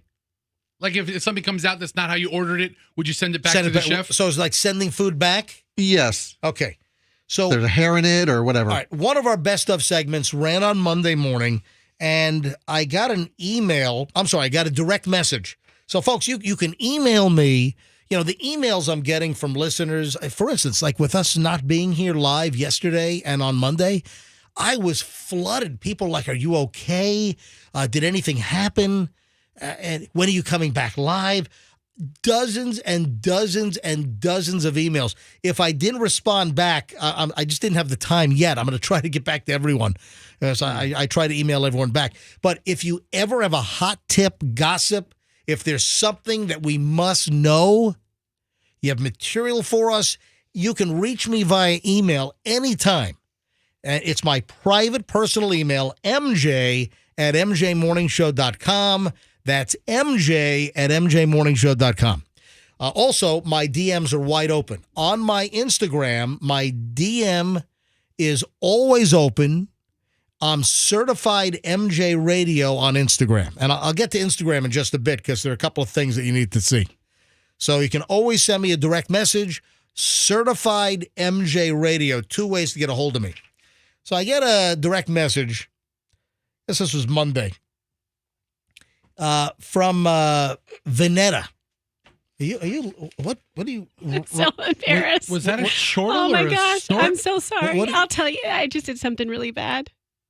I'm like telling the story, and I hear you like I'm sorry. you're I chortled. thought- So Yeah. your wife, we have to go back a step. Your wife was talking about how bad you are, about why you married her. So I was telling Michelle a story, and I was talking crap about Doug, saying why he married me and how he's shallow. Hold on. Are you texting my wife now? Yeah, and I hold sent on. it to Doug's sister accidentally. They're both named Michelle. So you're texting of my wife? No, I texted my sister-in-law talking crap about Doug. You That's sent awesome. it to Michelle, Stop. MJ's wife? You sent it to Michelle, your sister-in-law? My God, really? That's funny. I'm so embarrassed. Well, now you have to read it. What'd you send? What'd you what'd you disclose send? about No, that? I was like, so this was to Michelle, your wife. I said, let me tell you how shallow Doug is. He's happy to tell everyone that he knew I was the one for him when he heard me breathing heavy on the phone because I was working out. And he was like, I knew you were going to be committed to exercising. So shallow. What? And you texted that to Doug's sister? Your husband, instead of my Michelle. Instead of your Michelle. At least you didn't make fun of his, anything else. Well, Doug is committed to never smiling in pictures. Yes. We took a group photo outside of Ford's garage with like all 12 of us, the 6 kids, 6 adults, and everybody's smiling, everybody's happy, everybody's having fun, and there's Doug like it's a mugshot. Mean mugging the camera. Yeah, I wonder why. Sorry about that. Let me text the Michelle Schnitt. All Okay, right. hold on. Can I go back to our Yes, regularly scheduled program? No, I guess let's All right, hear, more now Roxanne. back to our regularly scheduled program. So we have the story, little best of segment ran Monday morning about food and sending stuff back if it's not right. So I get a direct message on Instagram from Vanetta, and Vanetta says, true story. My mom returned a McDonald's burger because she found a tooth inside her burger. Oh, She no. made a big stink, naturally. The manager examined the burger and definitely agreed, yep, that's a human tooth. That's it, too. But how can you explain it? Everyone was puzzled. She was so appalled, vowed to never go to McDonald's again because she found a tooth in her burger. She's eating her burger. She's chewing. What the hell is that? She pulls out. There's a tooth in her burger. The direct message goes on to say, later that day, my mom discovered that she was missing a tooth. It was her own tooth that fell out while she was eating the burger, didn't even know about it. It was her own freaking tooth. And Ew. she blamed McDonald's. That's awful. First Poor of all, McDonald's guy. I would have to ask, what kind of dental issues do you have if I'm you thinking gingivitis. if you got teeth falling out by eating a burger? I Wait, mean, it a was just- soft burger. It was just time. I mean, Maybe tooth she has brittle the bones. tooth was ready to go. Oh, man. Can you imagine that? You go up to the front, there's a tooth in my burger. There's a big gap in your face. Man, maybe it's yours. She's yelling at the McDonald's employees, the McDonald's managers. She's like, this is unacceptable. I'm never going to eat at McDonald's. And it's her own freaking tooth that fell out while she was chewing a burger. Does she call the manager back at the McDonald's and apologize?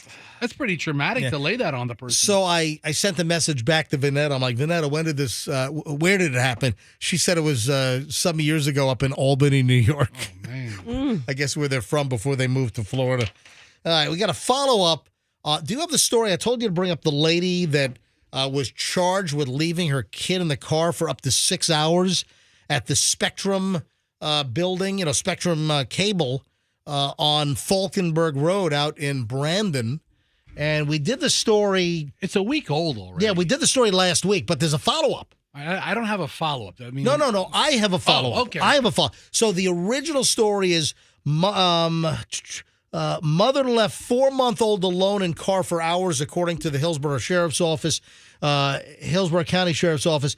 And what happened was she apparently has a 4-month-old kid and for whatever reason had to pick up the kid during her lunch break. Child care issues is what they were saying. Exactly. So the mother, Aisha Morrow, 26 years old, was having, she told deputies, child care issues. So she's, in the morning, she's working at Spectrum, right? And then during lunch, she had to go pick up her 4-month-old, drove back to work, and left the 4-month-old in the car without the car running, a 4-month-old.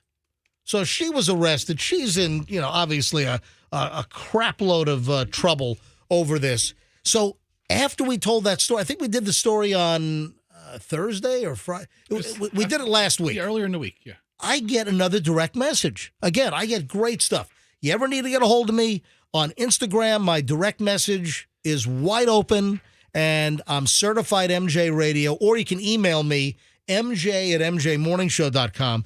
And I get a DM from another listener who said, I worked for Spectrum on Falkenberg a few years ago, and one of the young mothers left her son about 6 years old in the car and went into work.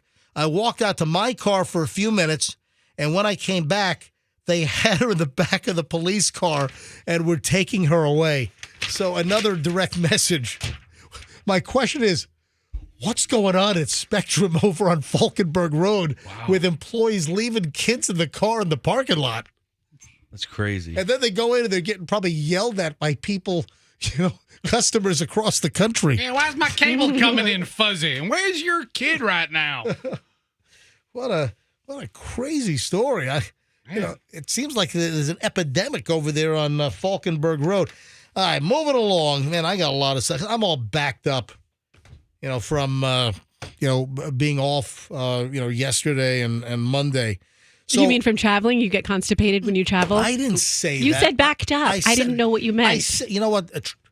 A lot of people complain about travel constipation. Roxanne, thank you Seriously. for caring about MJ's colonic health. No, I have no constipation. Everything's flowing nicely, okay? Oh, okay. Do we need to know? Well, you brought it up. You broached it. Exactly.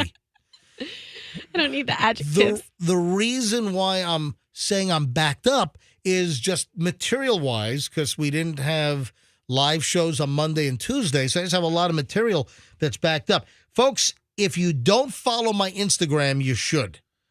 Certified MJ Radio, because a lot of stuff on my Instagram. I think I've got, 1, 2, 3, 4, 5, 6, 7, 8, 9. There's 9 pizza reviews where I hit.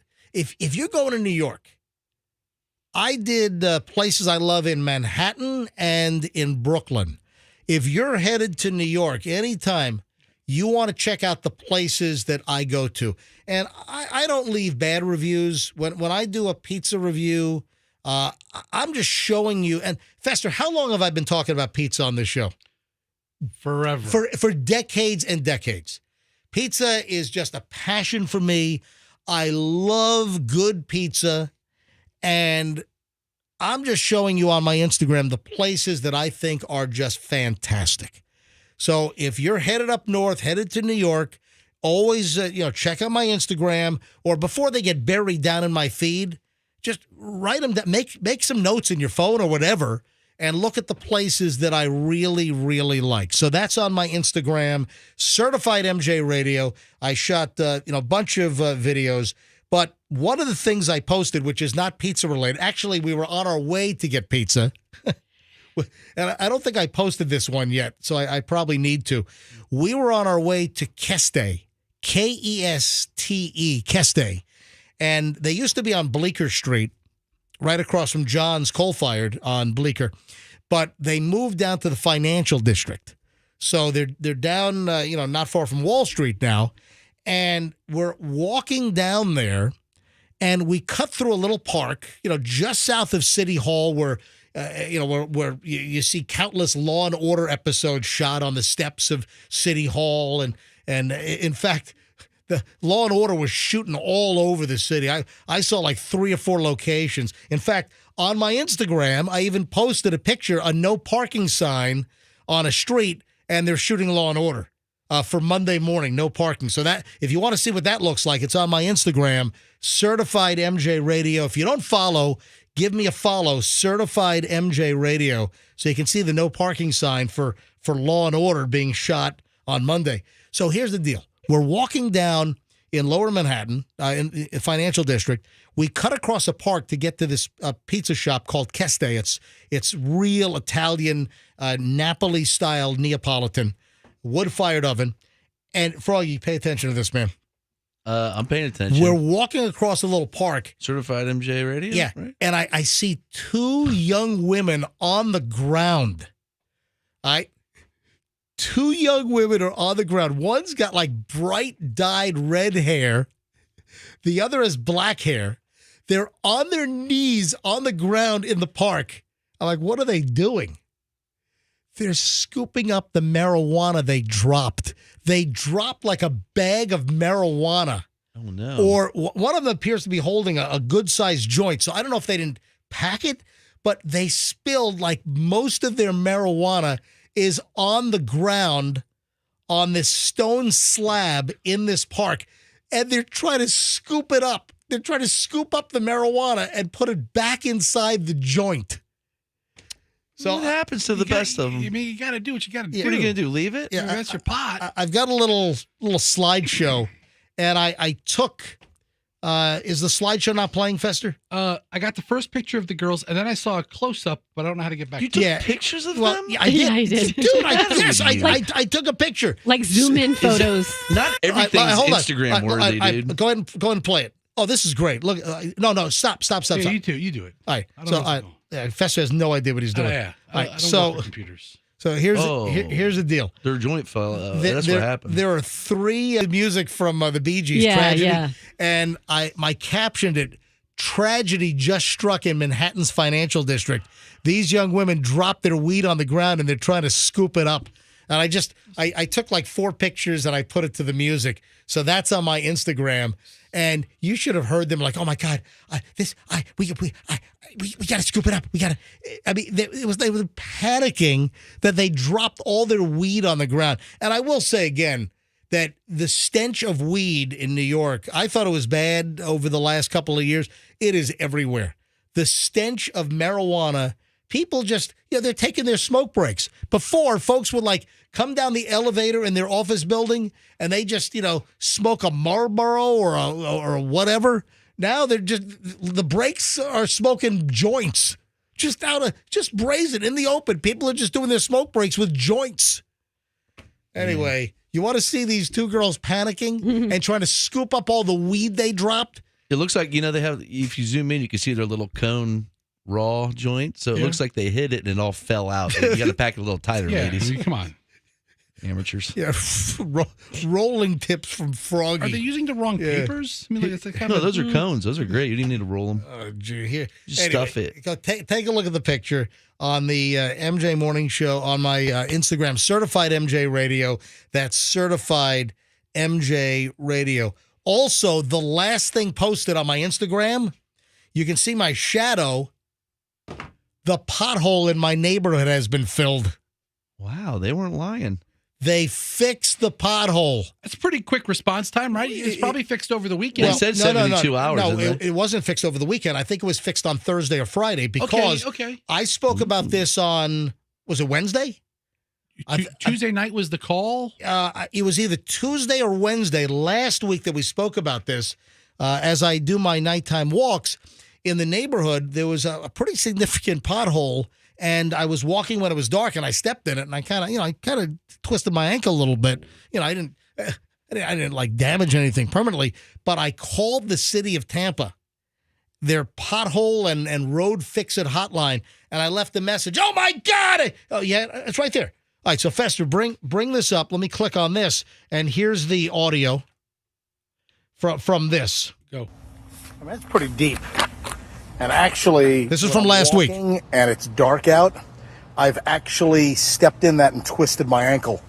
I just called the city of Tampa, the pothole reporting line, and I just left them a message. Ow! Oh my God! I just fell in a pothole. I'm on the ground. My ankle is twisted. That was last week, and. What are neighbors thinking who are like just outside watering their plants? Dude, he doesn't And care. you're just like screaming, ow, talking to Froggy your phone. commented on that post. Froggy wrote, "You're a mental patient." Yeah, you are. Yeah, did you see his response 3 days later? What I write? You're a little bitch. Oh, I did. What is that? Were you in a bad mood or That's something? right. I responded. It's like 3 days later. I responded to Froggy's, "You're a mental patient." Yeah. So, What's up with that? Yeah. That's a little I thought harsh. you're a little bitch. Viking Mike writes, or if he's not, he should be. And then MJ comes back with, at Froggy MJ Radio, you're a little bitch. What's up? All right. Well, listen, here's the deal. Now, Thursday night, I didn't walk because I didn't get a chance to go out. It might have been fixed Thursday night. And then Friday, I didn't walk because we went to New York right after the show on Friday. And of course, I wasn't around Monday and Tuesday. I walked last night. We got off the plane about 6:40, and then about 7:45 when we got home, I walked the neighborhood, and the pothole was filled. So I'm thinking it got filled. Well, it was either filled on Thursday or Friday, or Monday, or earlier that day, Tuesday. Because I don't think they're filling potholes on Saturday and Sunday. So according to the City of Tampa website, they have a 72-hour response time. So if you call Tuesday night, It might have already been done by Thursday or Friday. That's cool. So thanks to the city of Tampa for filling in the pothole that I twisted my ankle in and left them, a close to Milton Flood-Cow response. So there you have it. MJ, I have a serious question for you. Yes, How Roxanne. are you not like 15 pounds heavier than you were last Friday? Because I'm counting 9 different pizza places. Plus, you had you had some dim sum too. I mean, how much did you eat in New York City? All he did. Guess what? I did weigh myself before we left, and then I weighed myself last night. I'm the exact same weight that I was when I left. Did you just have little nibbles at every pizza place? I mean, you went to more restaurants in 4 days than a normal person would. Well, listen, if I have one slice and that's the meal. And also, let me also point out that I didn't post all the videos. I tried a couple of new places that I didn't really care for, and I didn't post a video of me saying, "Oh man, this is crap." I post videos of the places I like. That's what I do. I want to see the crap. Yeah, that's my gig. That's not your bag. I'm just crap. We want to see it. Crap. Give us crap. Give us the I'm crap. just posting the pizza that is MJ approved. But Roxanne, to answer your question, 0 weight gain, exactly the same weight last night as when I left last week. I noticed some of your buzzwords in your reviews. You like to say flavor profile. You like to say it takes you back to your growing up as a kid and real true New York City pizza. Yep. And you like to talk about the crust a certain way. I know your whole shtick. Well, thank you. He ripped off Dave Portnoy. That's why. Please, Fester, how long have I been talking about pizza on this show? Listen, a lot of people talk about pizza. Portnoy is the first to stand out in the street and try it and either rip him or love him. See, You Fester knows. don't like the guy. I love him, and he's got a thing. I mean, I'm not a fan, but I've been talking about pizza, and I've posted pictures for years, occasionally, well before. But listen, I give him credit for what he's done as far as building up a following. But his whole shtick is not my bag. All right, moving along. Moving along here on the MJ Morning Show. I thought this was interesting, and it got me thinking, and I'm trying to remember, is it like head injuries or people that are in a coma and come out? You know those stories where somebody like had a head injury or something happens and then suddenly they're a violin maestro? Oh yeah, those are or they cool. know another language. Yeah, well, exactly. Yeah, that's what prompted what I'm talking about here. Is I saw a story about a woman named Zoe Coles who woke up with a foreign accent, but never even visited the country where the foreign accent is from.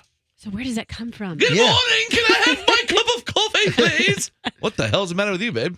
It was I don't know. It was an English woman named Zoe. She's 36 years old, and she woke up. She's English. She woke up with a Welsh accent, and she's never been to Wales. I've never even been to Wales. Wow, that's really good, Frog. What the hell? She was diagnosed with FND, functional neurological disorder. But this got me thinking. This got me thinking about what happens when seriously there are people that wake up from either a coma or I want to say that we've had stories about people with a head injury and they never picked up a violin in their life or they never played the piano. And suddenly they're like, some maestro. There's like some kind of musical genius. Yeah, it's like they get magical powers after they've been hit in the head. When brain damage unlocks the genius within. Yeah. And I was wondering, I wonder if we have anyone listening. This is a tough ask. If you had a traumatic head injury and you came out with some amazing talent. Yeah. And, suddenly you're speaking like fluent Mandarin Chinese. Dude. And, you're from Arkansas. You're setting yourself up for some crank calls. You think so? Yeah. I got turned into a wrestler. Yeah. I got to tell you, This is crazy. Can I share this story here? Yeah. This guy, something Amato. Okay, he had. Hold on, where are you getting the story from? From the article "Brain Damage Unlocks the Genius Within." Oh, so you Googled something while I'm talking about this. Yes, All right. His name's Derek Amato. Yeah. Okay. And he hit his head in a jacuzzi. Like, oh, you're jumping into a jacuzzi. All Okay. right. And he wakes up. He has 35% hearing loss in an ear, headaches, memory loss. Wow. But the biggest thing, 3 days later after this accident, he sees two buddies playing in a music studio, and he saw a cheap electric keyboard. He sits down. Without thinking about it, he rose from his chair. He'd never played the piano, never had inclination to.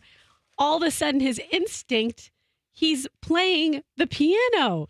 That's what I'm talking about. All these melodic intervals and arpeggios and like landing on. I mean, he all of a sudden became a musician. That's what I'm talking about. People that had no skill in something, they get clonked on the head, or they have some kind of coma situation, and they awake. And they're speaking foreign languages. They're painting, better than Picasso. They're playing the violin, the piano. They're suddenly a tuba expert. Who knows? MJ, I found a video of the Today Show back in the good old days. Oh, here's Matt Lauer. When Matt Lauer was on it, and they apparently talked to Derek Amato, the musical savant. Yeah. So I was thinking, is there anyone listening that got clonked on the head? And then suddenly you're proficient at something. I don't expect any phone calls, and I'm going to move on here in a second. But if anyone calls in, we'll gladly go back to it. 800-990-1047. 800-990-1047. If you or someone you know had no skill in anything, but then something traumatic happened, like a head injury, and then they turn into like a genius, a musical genius or whatever. Mathematical mastery, sculptures, Yes. photographic memory. Oh, this is fake. No, it's crazy. I just found a guy who got bonked in the head, and he sculpts intricate replicas of animals. Oh, my God, look at my giraffe. Oh, my God, I talk like a midget now. Oh, look, here's my lion sculpture. Got hit in the head. I don't know if I'm going to get any. I don't know if I'm going to get any calls on this. 800-990-1047. 800-990-1047. A guy named Tony struck by lightning while talking to his mom in a phone booth. Now he's a classical pianist. Yeah, that happened to me. I was talking to Mona.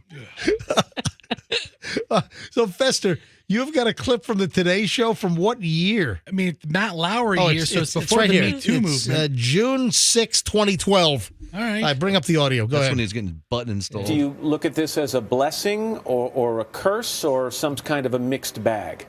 I think the headaches and the loss of hearing and those things are kind of the price tag on this particular gift, and I'm okay with that. So I look at it as a blessing. You talk about the fact that you've got some sensitivity to fluorescent light, you've got some I gotta hearing get loss. to the where piano doctors player. Yeah, Matt sounds like he's just being a Debbie Downer. There. So.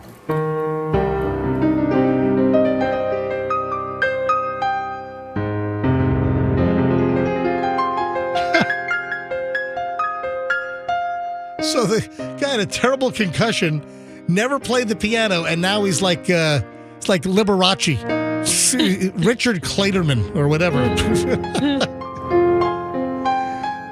Oh, man. Matt Lauer's like, I should use that next time I seduce the secretary. Yeah, I know. That's some good mood music. I see a call on hold. Andrew, is this a call I'm taking? All right, hang on, man. Let me. So a caller has a friend. John in Bradenton. John, you're on the MJ Morning Show. Hi. Yes. Good morning. Good morning. Yeah. Yes, I had a friend years ago. He was in a bad car accident. He wrapped himself around a pole, and his car was like an Arcadian. Brain damage. He was in a coma for like 6 months and rehabilitated and everything. And he's like a mathematical genius. You throw any numbers at him, it's unbelievable. I can relate to what you guys are saying on the station there. So he wrapped his car around a pole, and he came out of a coma, and he was a mathematical genius. Yes. With brain damage. He's just saying, almost dead, brain dead. He's a mathematical genius. Wow. You throw a number at him, he'll give you anything. Unbelievable. See, look, I didn't think I was going to get a call. Here we go. Thank you. Appreciate the call, John. Thanks. It just makes you, it's just fascinating. Like, what are our brains capable of? Because I guess you had the ability to do it before. You just kind of had to shake it up. Listen to this sicko up in Pasco County. Now, alleged sicko or Channel 8 had the story on their website. Pasco teacher used yearbook photos for AI-generated child porn of his students. Are you kidding me? A teacher at a Christian school in Newport Richey was arrested yesterday after he was accused of using yearbook photos of his students to generate AI-generated child porn. Stephen Hauser, 67, works as a third-grade science teacher at Beacon Christian Academy up in NPR, according to the Pasco County Sheriff's Office. Yeah, they were tipped off to Hauser, started investigating. In the press release from the Pasco County Sheriff's Office, they said that Hauser was in possession of 2 photos and 3 videos of children in pornography. The Sheriff's Office said that none of the media featured his students.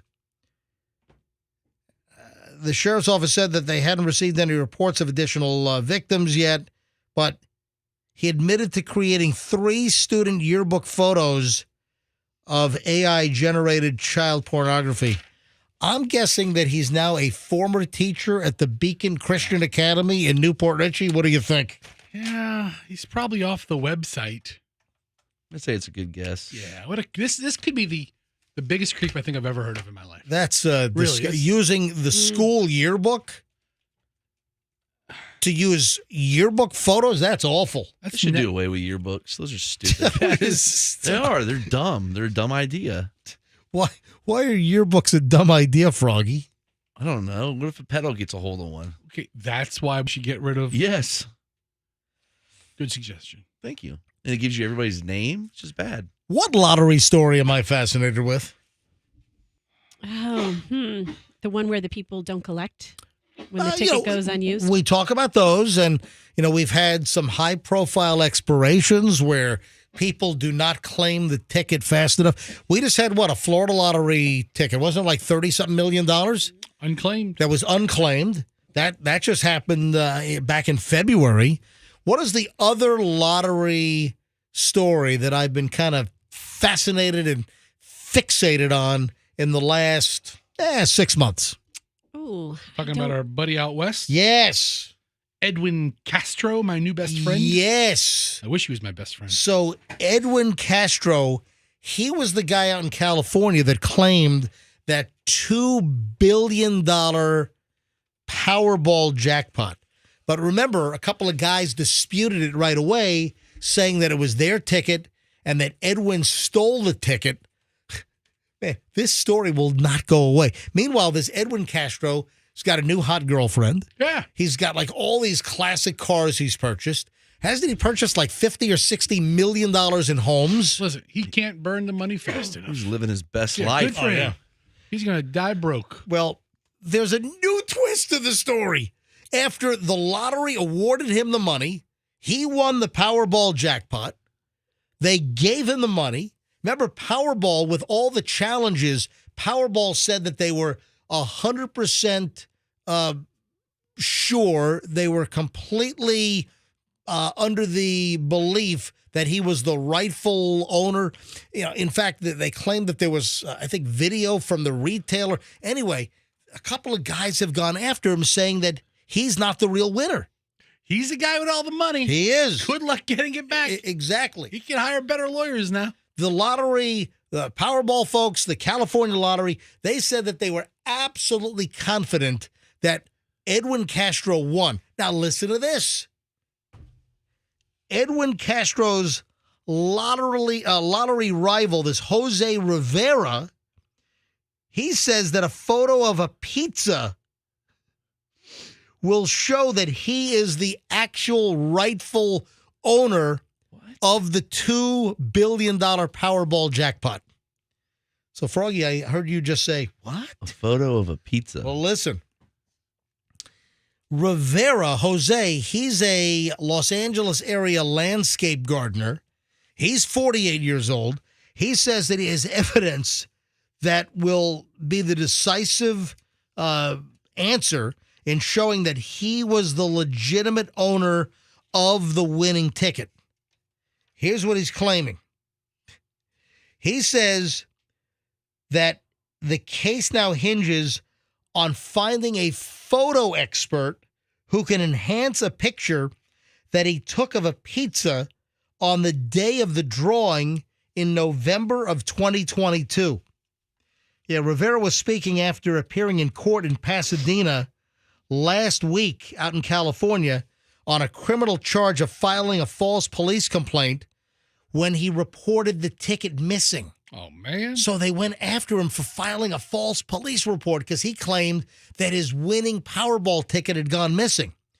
He's also civilly suing Edwin Castro, the guy that was awarded the Powerball jackpot. And, of course, you've got Rivera claiming that Castro stole the ticket. So Rivera, he spoke to the U.S. Sun outside of court in Pasadena, and he said, I've got a photo I took of the pizza on November 7th, which shows the winning ticket. He says, I need a photo specialist who can zoom in on the ticket and show that it has the winning numbers. So I guess he had a ticket on a pizza box, and he had a picture of the pizza. Isn't that not how photos work? I mean, if it's Zoom in on the pixelated. thing. Well, if it's not in focus and if you don't have high enough resolution, Yeah. if you zoom in, especially on the small print on a lottery ticket, you're not going to be able to see all the numbers. He's SOL. I know that there are enhancement techniques, but the crap you see on CSI, where the machine goes, it makes all those computer noises.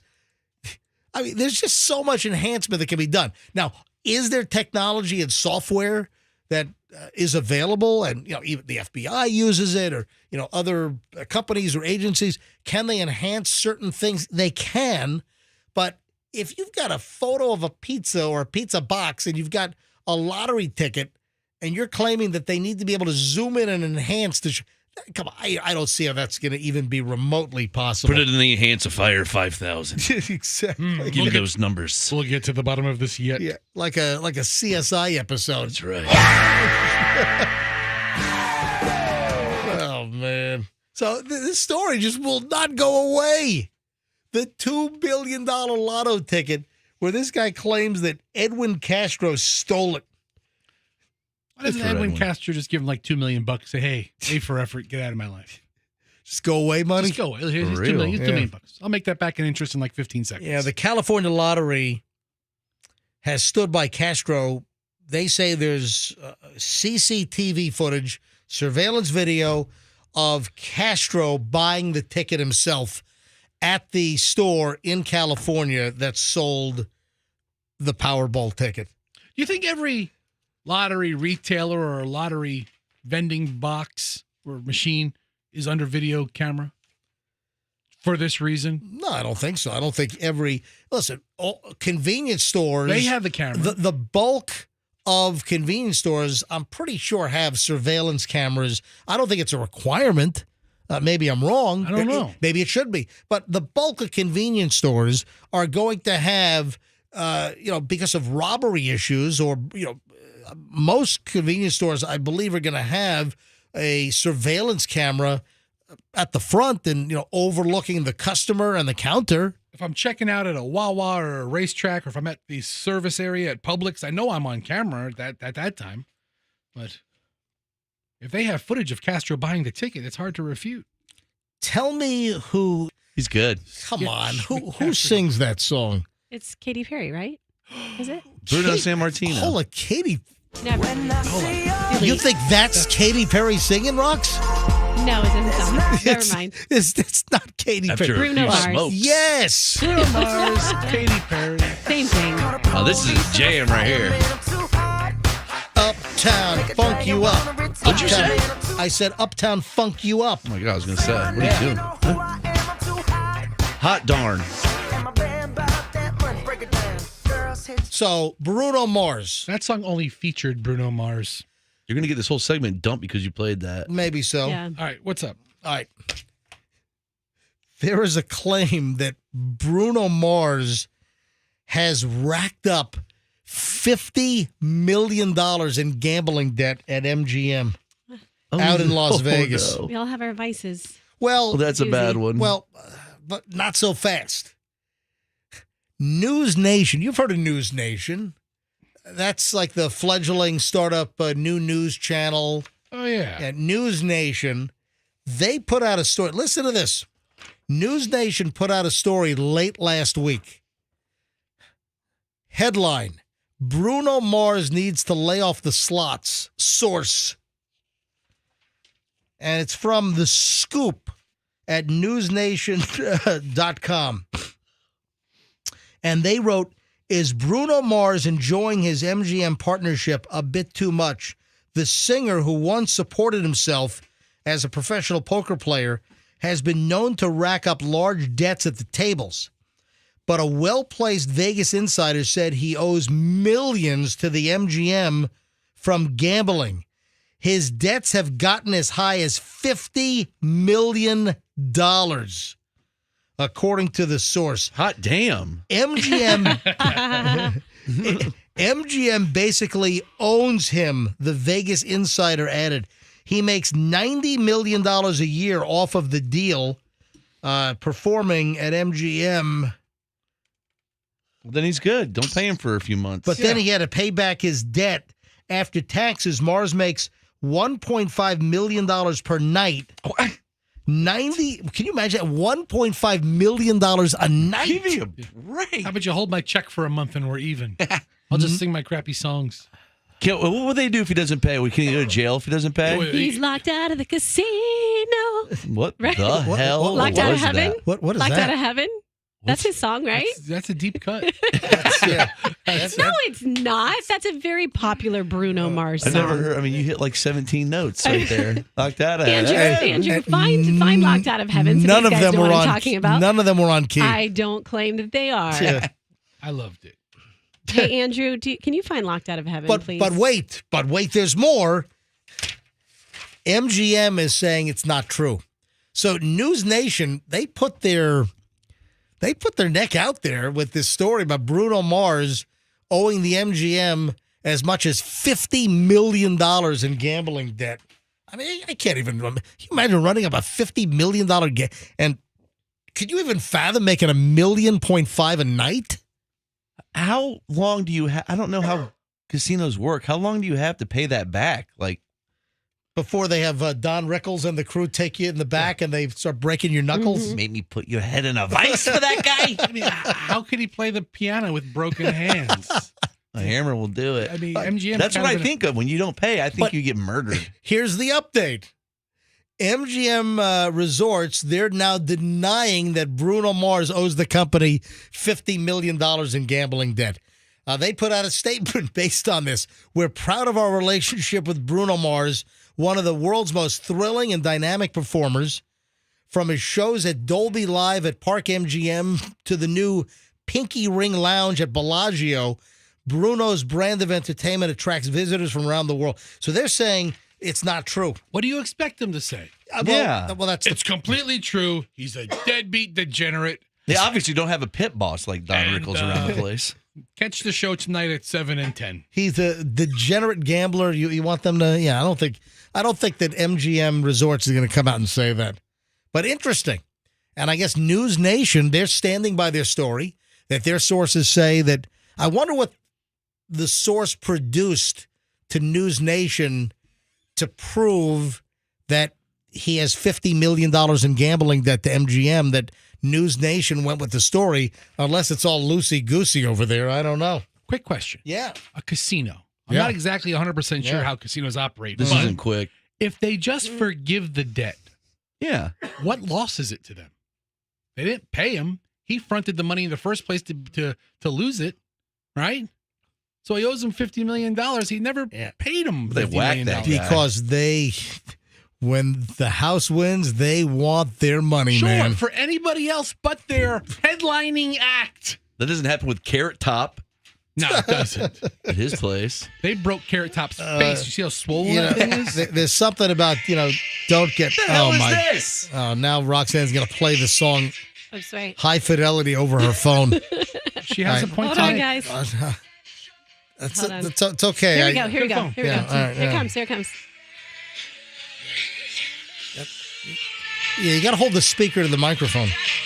Yeah, Is there yes, another song? I know the Your song. joke All has right, been thank- justified. Congratulations. Thank Take you. it back. That was actually. That was not a deep cut. Good job. Not a deep cut. Good the way, joke. the way you sang it, I apologize. It wasn't a deep Yeah, cut. you sang it all wrong. Just sing terribly. That's true. It was a number one song. Yeah. It was. It was a top song. So I just didn't execute properly. Bruno Mars and gambling issues, true or false? Who the hell knows? All right, Roxanne, you had an incident that you witnessed in a pool? Yeah. Ooh, right. this is creepy. Yeah, Roxanne witnessed a pool incident over the weekend. We'll get to that in just a bit. Oh, there's more coming out regarding the breakup with Elon Musk and Don Lemon. and Don Lemon's new, video show on Twitter or X that got canceled after the first episode after Don Lemon interviewed Elon Musk. More details are coming out. Roxanne's pool, so we got a lot of stuff to do. We're back in minutes. Don't move. MJ Morning Show with another long chunk next here on Q105. Hey, and make sure you bring us into work with you. If you are heading into work now, make sure you bring the MJ Morning Show into work. Play us over a smart speaker or whatever you have to do, over your computer, your phone. Make sure when you get into work that you keep with the MJ Morning Show, because you're going to miss a lot if you don't bring us into work with you. So make sure you listen once you get to work to the MJ Morning Show here on 104.7 Q105, or the streaming options that we have, or whatever, smart speaker, whatever, computer speakers. MJ Morning Show at work every single day. We highly appreciate it. All right, back in minutes. We got a lot to cover. I can't wait to hear the creepy pool story from Roxanne. Stand by.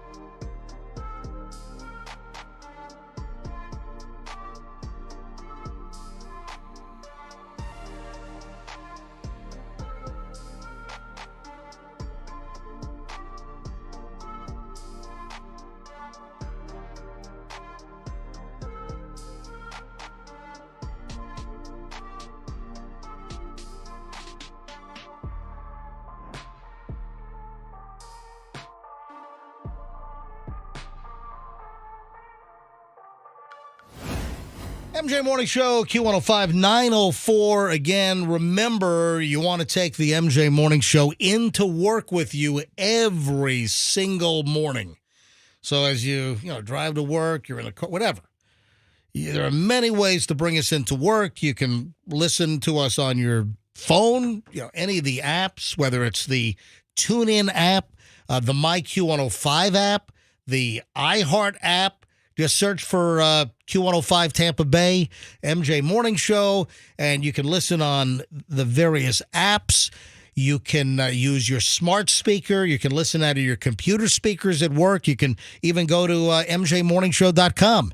And upper right, you'll see the red button, Listen Live. It'll spew right out over your computer speakers. So make sure you're bringing the MJ Morning Show into work every single morning. Highly appreciated. All right, Roxanne, you sent me a note last night, kind of the morning prep sheet, and you said, remember to ask me about the pool incident that was very scary. All right, what happened? Okay, well, this is a twofer deal because I just brought up the pool incident to you, but I have two scary stories. Oh, wow. So pool incident is going to be number 2. The first incident, we're at Fort Wilderness. So the one I promoted we're not doing that. We're going to do that. We're going to do that. But it's under this. It's a twofer. I just told you. It's under the umbrella. Why don't you do the pool one first and then do the other one second? Because I think, trust me on this. All right? All right. We're at Fort Wilderness. My brother-in-law is there. And so you guys went to Disney over the weekend? Yeah, on Saturday after I recovered from the mumps. So I was at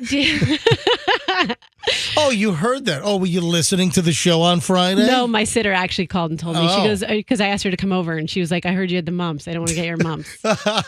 So in any case, we're at Fort Wilderness. Were you really sick on Friday? I absolutely was sick. I thought maybe you were going to get an early jump on the weekend since we were taking off Monday and Tuesday. I thought you were going to do a Friday, Saturday, Sunday, Monday, Tuesday out of it. No, because I still worked on Monday and Tuesday doing middays. So that didn't work for me. But I do have to say, we were at Fort Wilderness. We maximized our time there. My brother-in-law was walking. I don't know what he was doing, going back to the camper to get a drink or something. And he sees a child. Whoa. The camper? Yes, my sister and my brother-in-law camp. Fort Wilderness is Disney's campground. Yes, campground. I thought that BJ and I were at the grand opening of Fort Wilderness years ago. They have a hotel. Yeah, they have a lodge. Okay, yeah. So it's Wilderness. Ask Andrew. Andrew knows, our producer knows everything about Disney. Oh, yes, he does. He goes to Disney with like 8 sets of suspenders with pins all up and down. He's got, glaring at you right now. He's got the whole gimmick going on. Andrew, are you a pin trader?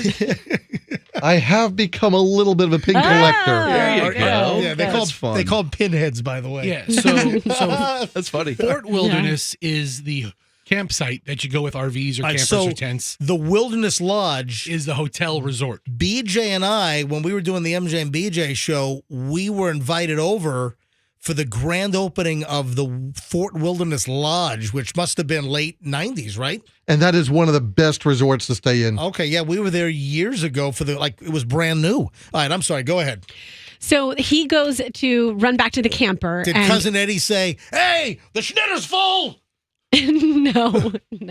All right, go ahead. But I love the reference. I appreciate it. Right. So he sees a child, like maybe 2 years old, that little boy by himself, right? Yep. Just maybe 3, wandering in like a wooded area near a lake, which probably has snakes and alligators. It is a campsite after all. Well, listen, take the snakes and the alligators out.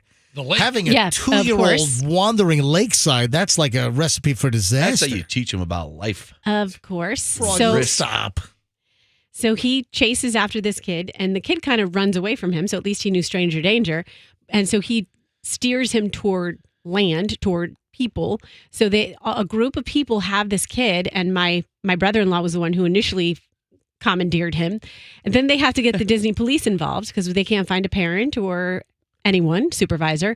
So they finally locate the mom. She was pregnant, and then first they found a sibling, an older sibling, and then they found mom.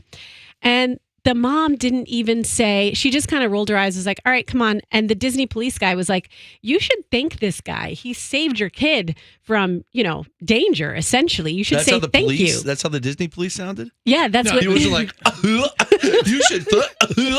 What's going on here? Lieutenant What? Goofy, what do we have? So Goofy and Mickey Mouse show up. You're in trouble. All right, I'll pull the squad car around. I can't do the duck. I don't know.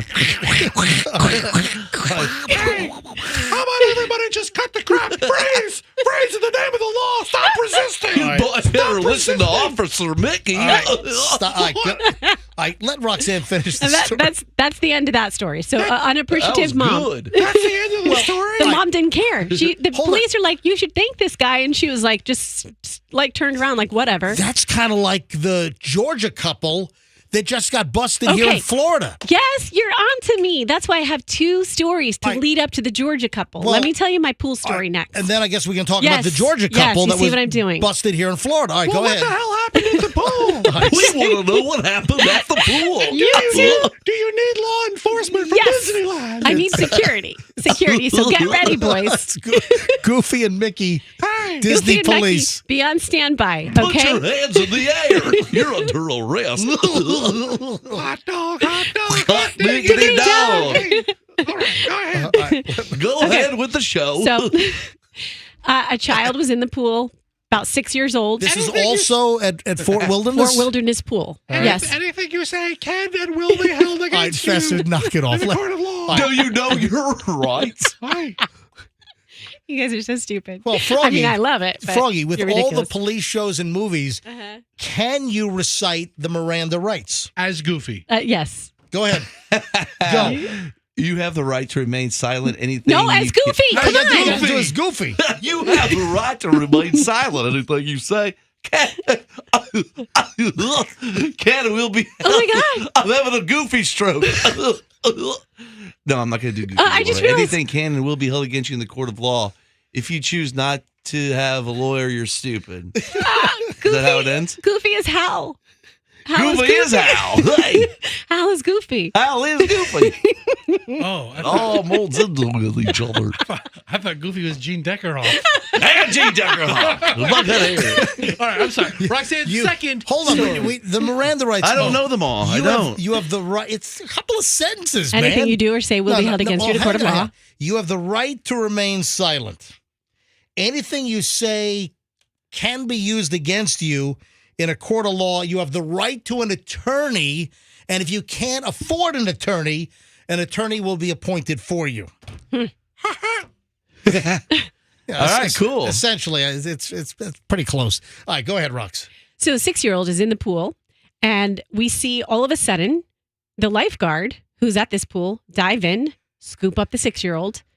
Because the 6-year-old was on the bottom of the pool. Oh, my God. right? A 6-year-old at Yes. the bottom of the pool? Yes. So he takes him out, and he was fine. He wasn't like, but he got him out of the pool. Was he okay? holding his breath, or was he in distress?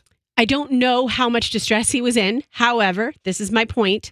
The lifeguard says to the family, who's all right there, but had their back to him while he was on the bottom of the pool, he said, you need to be careful with your child. Your child was down there too long. And the parents look at him like they're indignant, like whatever.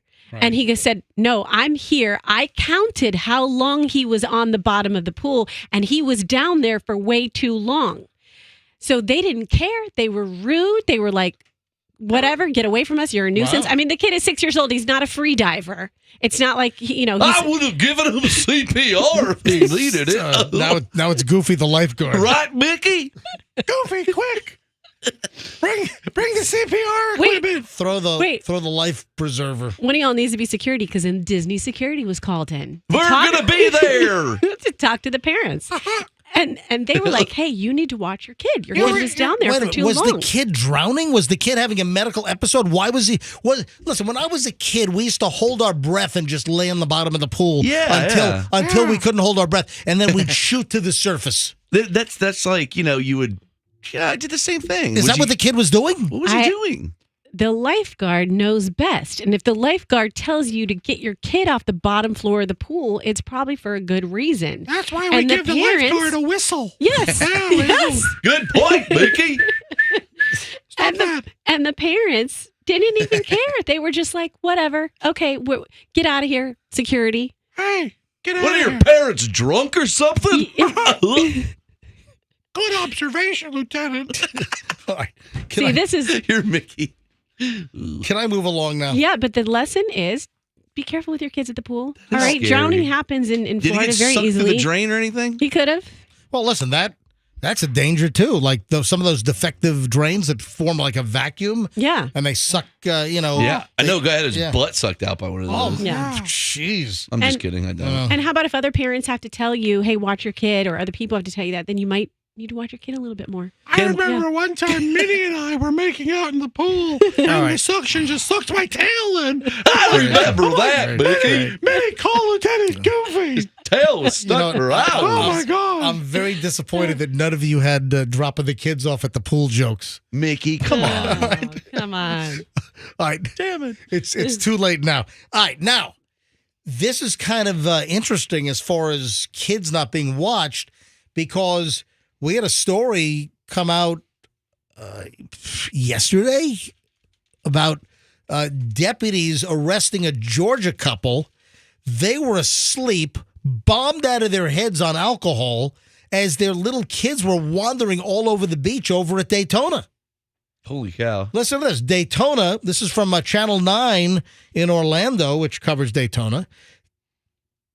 Deputies say a Georgia family's vacation ended with 2 adults being arrested and 2 children wandering Daytona Beach.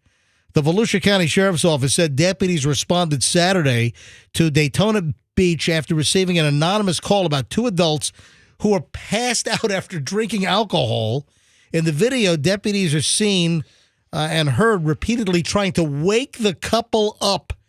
They're bombed out on the beach while their little kids are roaming completely unsupervised and unattended.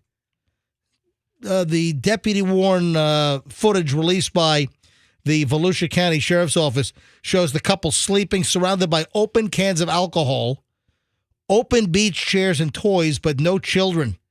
According to the arrest report, deputies asked Timothy Stevens where the children were. He gestured toward the ocean. Oh, my God. Moments later, Stevens walked off to find his kids and looked toward the surf but didn't see them. Deputies said that they then escorted Stevens toward the nearby Nautilus Inn where they found both children, aged 5 and 7, swimming in their pool unsupervised. Oh, wow, that sounds like a real nightmare. All right, Goofy, I'm sorry, Mickey is not at Daytona. No, but still, it's not too far from my castle. All right. That's why one parent needs to stay sober at the beach. Always. Oh, yeah, or and I have recommend the mom. Have a nanny with you if that's a possibility. Your sitter, so you can drink. Are you ready for the Be latest? irresponsible. Ready for the latest on the Elon Musk Don Lemon saga? All right, Fisher, get ready to do Don Lemon. All right, let's. No, I don't need any Hi, more. everybody. I'm Don Lemon. All right, And stop. today on the show, we Stop. have Elon Musk. Hey, Elon, how are you? So the background on this is Don Lemon was fired from CNN. Elon Musk hired Don Lemon to do a video show on X. Do we know for how much? Yeah, seriously. I never heard how much money. Because that other doofus got like zillions of dollars, didn't he? Tucker Carlson. Yeah, Is but that his name? He didn't do his show on X exclusively, did he? Yeah, that's what it is. Elon hired him, sort of like the same deal. I think he was doing some streaming deal. So Elon Musk hires Don Lemon after the CNN firing. And then Elon Musk, as you know, we told you last week, Elon Musk fired Don Lemon after his first show where Elon Musk was the guest and Elon didn't like the questions apparently that Don Lemon was asking. His questions were complete doo-doo. Well, now some more comes out of it. Elon Musk is saying that Don Lemon demanded a Cybertruck, a $5 million advance, What? equity in X, before Elon Musk fired him, according to sources. You must be smoking lemongrass. So clearly Elon Musk must have told some of these sources. Yeah, Don Lemon made massive demands before he was canned. He Yeah, wanted the- a Cybertruck. And all That's this money, hilarious. and he's arguing over a $100,000 truck? The ex-CNN anchor sent over apparently this crazy demand list to Elon Musk during the contract talks. Oh my God, that's hilarious. He wanted a free Cybertruck, a $5 million upfront payment on top of an $8 million salary, and he wanted equity in X. Damn, his agent's a pain in the ass. What, did he get that deal? And was that why he was on? I mean, if he did an episode. Well, they hired him, and then he was fired after one episode. Take my Cybertruck back. And listen to this.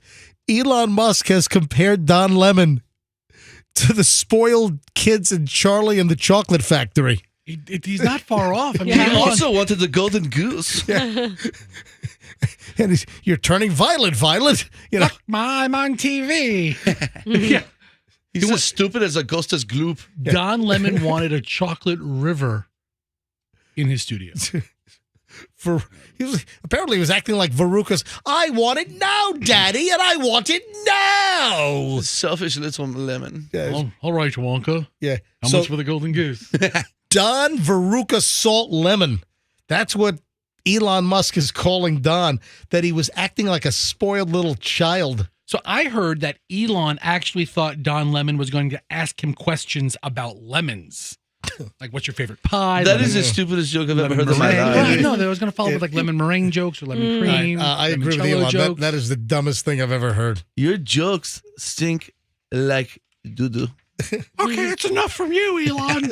God, with Mickey. It's my Don Lemon impression. Fester bombs a joke. Now he's going back to Mickey. Listen, stick with what works. Just be glad Mickey's not Cajun. Oh, yeah. I'd love to hear a Cajun Mickey. Because, you know, I have that going on, too, now, you know. I like Cajun Mickey now. Cajun Mickey loves Anyway, good stuff from Elon Musk. Goofy gumbo. And then speaking of Elon, Elon also is now talking about his prescription ketamine use. Some people are into that. Man, that's a lot of people are into Yeah, they are. All right, hold on to that thought. A lot of people are into a lot of things that would kill you if you overdose on them. All right, hang on. Elon It's Musk. just a cereal. Don't overreact. Special K. Yeah. Elon Musk has a prescription for ketamine, and he's saying that all stockholders ought to want him on ketamine. You got to hear this. We'll get to that coming up. Also, kind of a spooky story on a commercial jet here in the U.S. involving a box cutter. It's like, whoops, wait till you hear what was missed and what happened. How did a passenger have a box cutter on a Frontier flight? Hold on to that thought. This is crazy. What kind of Mickey Mouse operation are they running around? All right, that's next on the MJ Morning Show here on Q105. Final chunk. Oh, also Rolling Stones tickets. So we've got Rolling Stones tickets to give away before the end of the show for Camping World Stadium out in Orlando. So I turned your mic off, Mickey. Mickey, your mic is off, Mickey. Thank you. All right, so stand by. We'll tell you to call in here momentarily to win some Rolling Stones tickets. Hey.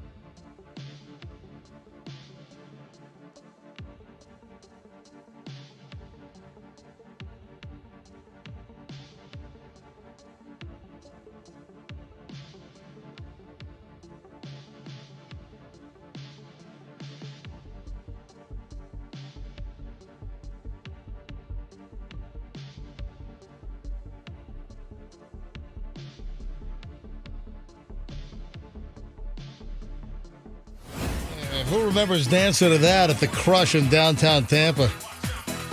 Yeah, Fester, you were there every Saturday night. Watch out. For the Hitman, man.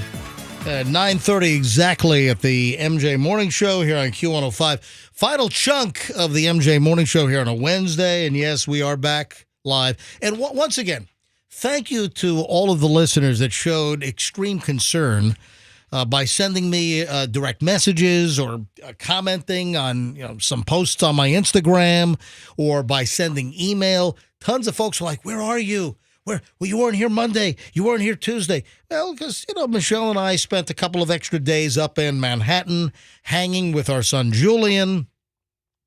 His spring break is this week. So, hey, family first, baby. So, spent a little time up with Julian. Had a fantastic weekend. If you want to see my pizza exploits, if you're headed to New York anytime soon, go ahead, hit my Instagram, Certified MJ Radio, and make a note of the pizza spots that I hit.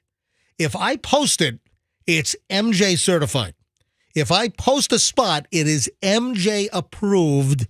So if you're looking to build a great New York City pizza list, I've got a good list from just this last weekend. And these are places that I really like.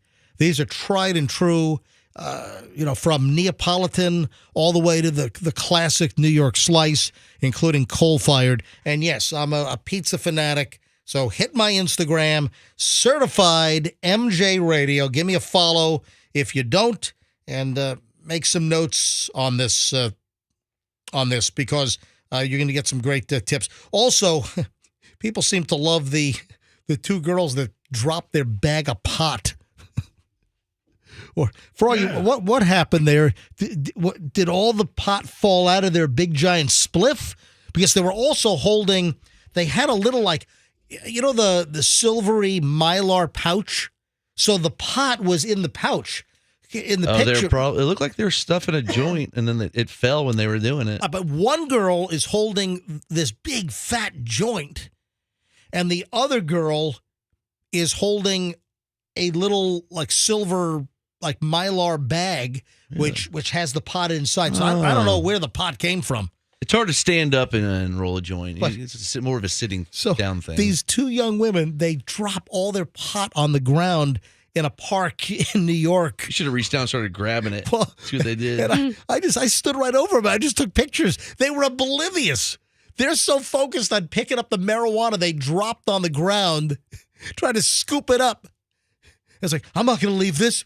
We got to get this. And I'm listening to them, and they had no idea. I'm standing I'm hovering like a total creep, just taking pictures of them, scooping up the pot that they dropped on the ground. Anyway, that image is up. It's a little slideshow with a bunch of different images, and it's up on my Instagram. It's Certified MJ Radio. That's Certified MJ Radio. If you don't follow, give me a follow. All right, quickly wrapping up with Elon Musk. Elon Musk says that he's almost always sober during his late night or, in some cases, very early morning post sessions on X, his social media platform. Almost always. His comment was made in an interview with Don Lemon before Don Lemon was fired. I finally had a chance to kind of go through some additional details. And then they even talked about his ketamine usage. Musk is known for his erratic behavior, obviously. He talked about taking the drug, about his alleged drug use and the effect that it has on his business, his businesses. He said there are times when I have sort of a negative chemical state in my brain, like depression, I guess, or depression that's not linked to any negative news, and ketamine is helpful for getting one out of the negative frame of mind. Huh. Okay. He said that he has a prescription for ketamine from an actual real doctor, and he uses a small amount of ketamine once every other week or something like that. And then he went on to say that investors should be happy and should want him to keep taking ketamine. Okay. Special K. Man, that's some crazy stuff. Oh, Rox, do I have carb face? I had a lot of... I was worried about that. I had a lot of pizza over the weekend. You have carb face and cheese colon. Yeah. Mm-hmm. Oh, that's both ends covered. The double C is no good. Oh, man. Jeez. It happens, right? All that pizza. But it was good. It was worth it. Yeah, but do I have carb face? People wanted to know, is Roxanne going to think, do I have carb face after all the pizza I ate over the last 4 days in New York? Well, in this studio, I can only see you from the nostrils up. Oh. So yes. if I look over this computer, a little puffy. Did you drink too? I really had almost no alcohol. I don't think I drank. There's no room in his stomach for it. I don't think I had any alcohol. I don't think I drank at all. To be quite honest. No, I didn't. I might have had like a sip of, Michelle's wine, but I had no full drinks at all. Nothing. Yeah, just wanted to enjoy the pizza. Yeah. So I feel like ever since we did that story, the carb face story, I want to eat carbs more and more. I'm more tempted by them. And if you missed it, the carb face story was if you consume a lot of carbohydrates, that it makes you uglier. Mm-hmm. And they call it carb face. Yes. So, this box cutter story is insane. And then, Fester, we got to wrap it up with your U-Haul dilemma, which we started the show with, and maybe we should end the show with, because I didn't get all the details. I still got a U-Haul to unload today. Oh, yeah, this is insane. But this is also insane. A Frontier Airlines passenger was jailed, was tossed in the slammer because he charged a flight attendant with a box cutter. And he got through security, right? Now, this is an update to a story that happened a couple of years ago. But there are new details that are coming out which are absolutely essential for us to talk about. So the Frontier Airlines passenger was sentenced to 2.5 years in prison late last week because of the box cutter incident which happened on a 2022 Frontier Airlines flight. William Allen Liebisch pleaded guilty to 1 count of interference with a flight crew. This was a November 2022 incident. This was a flight from Ohio, Cincinnati, down to Tampa right here. This was a flight from Cincinnati to Tampa on Frontier. 43-year-old guy arrived at the Cincinnati airport. That's actually in Kentucky, right? The Cincinnati airport. It's in Covington, Kentucky. It's a little south of Covington, I think. But that's where it is. So he shows up to the airport for his flight to Tampa with a box cutter.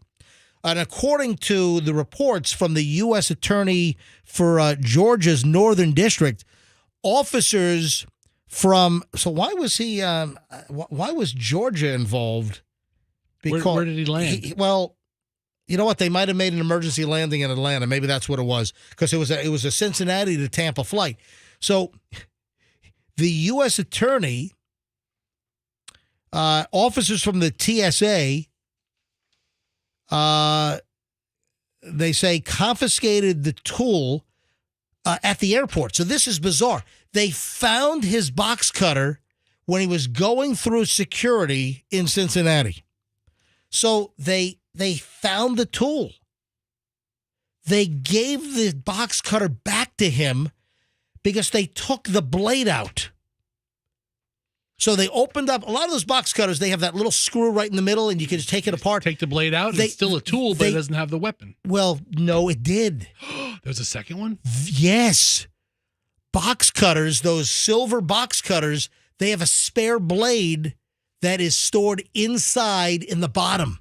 So they took out the working blade thinking that they were making the box cutter safe, when in fact they left the backup spare blade intact in the box cutter and sent him on his way. I didn't know they would give you the box cutter back in the first place. Yeah. No, they should have taken it. In most cases, you've seen the bin of like all the stuff they confiscate at airports. Dude, I want to go to like one of those sales. You know, I don't know if I see those domestically as much.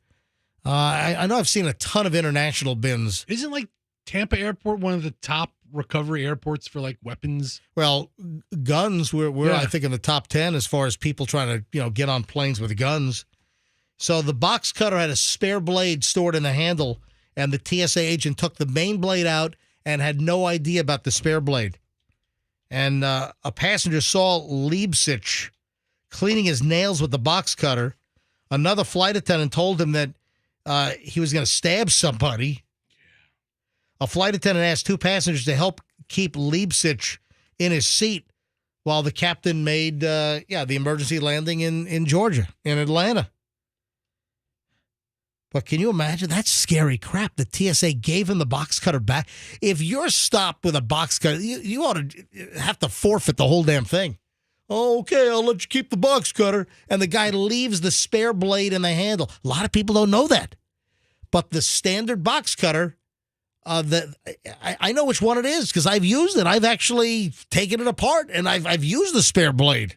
Did they just take out bullets in a gun and then give you the gun Yeah, back? Exactly. Yeah, I've never seen that. Anyway, the flight down here to Tampa was delayed until the next morning. The crew had timed out. Anyway, that's a scary story, and we're getting more information because the guy was just sentenced to 2.5 years in federal prison late last week. Have fun with that. Yeah, that's a crazy, crazy story.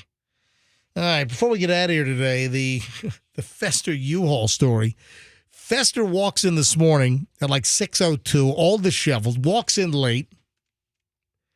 And then did you drive the U-Haul to work? I was going to. Oh. I was going to. But as I had a little lock just to keep the door down. Apparently I left the lock on the bumper. I took off from the storage facility and I lost it. And it's just, I don't know if my kids were farting with the door or what. There's a guy named Mac, right? Yeah, good old Mac. Mac is what, 80? 85 now, 84. Mac is 84, 85. Yeah. Mac is a dude that befriended Fester, or you befriended him. Here's the deal. When I did my barbecue cooking show, he was a caller and a master barbecue judge, so we kind of had him on. He became friends with Fester. A buddy. You know what? The word befriended, that always confounds me. Because when you say you befriended somebody, you actually make them your friend. But if you say beheaded, you chop someone's head off. Yeah. So why befriended and beheaded? Well, isn't that odd? What's the deal? Are you going to walk out with like a flip card of words? No, but befriend or behead. What is the deal? If you make a friend, you befriend them. but if you chop someone's head off, you behead them. What is the deal? I don't get it. So I've known him now for like 22 years. He was a young man when I met him. Now he's an old geezer. So he was a caller to your barbecue show and used to do it on the talk station 15 years ago. Me and Kirkendall would have him come in the studio. It was called On the Grill with Tony Fatso. Right. It's pretty awesome. Right. So what happened here is Mac is now 84, 85. He's got no family. Right. No kids, no wife, no family. Fester became friends with him, and then Mac put Fester in his will. Fester is the sole beneficiary of Mac's entire estate. Now, Mac is in assisted living right now, right? Right. Yeah. And I didn't know that. Yeah, we got him taken care of. But you became, it wasn't like you were power playing to like get into the will. You became friends with him, and you had no idea that he was going to put you in the will. We have to talk about estate. Everybody has to talk about estate planning sooner or later. I was like, hey, we got to tidy this up somehow. But, I mean, I don't know if I'm speaking out of school, but I think Fester's going to walk away with like $500,000. When Mac checks out, it's significant money, right? Mac, don't let him change your will, Mac. Yeah, change it to Froggy. Yes. No, change it to me. Change it to MJ. This is what MJ's always wanted. He's jealous. Yeah.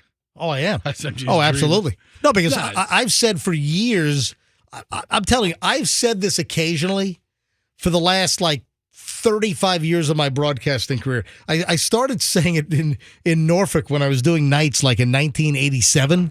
I said, hey, if there are any really rich people that want to leave me a chunk of coin in their will, please. To this day, no one has left me anything. All right, I'll tell you right now, you don't want to do that. Why not? Probate. You want them to name you as POD on the account as beneficiary payable on death for a certain percentage. Oh, there we go. Avoid probate altogether. Yeah. So I've learned a lot about estate planning lately. Are you helping Mac out with it? Make me the executor of your will. So he has a storage unit in South Tampa, and he hasn't set foot in this unit in 25 years. 25 years, and he's paying monthly rent on a storage unit? Well, part of organizing his affairs is, now I'm kind of helping him monitor his bills. I'm like, you get billed It's the every least you can do for getting a $500,000 payout when he kicks it. All he has to do is kick it.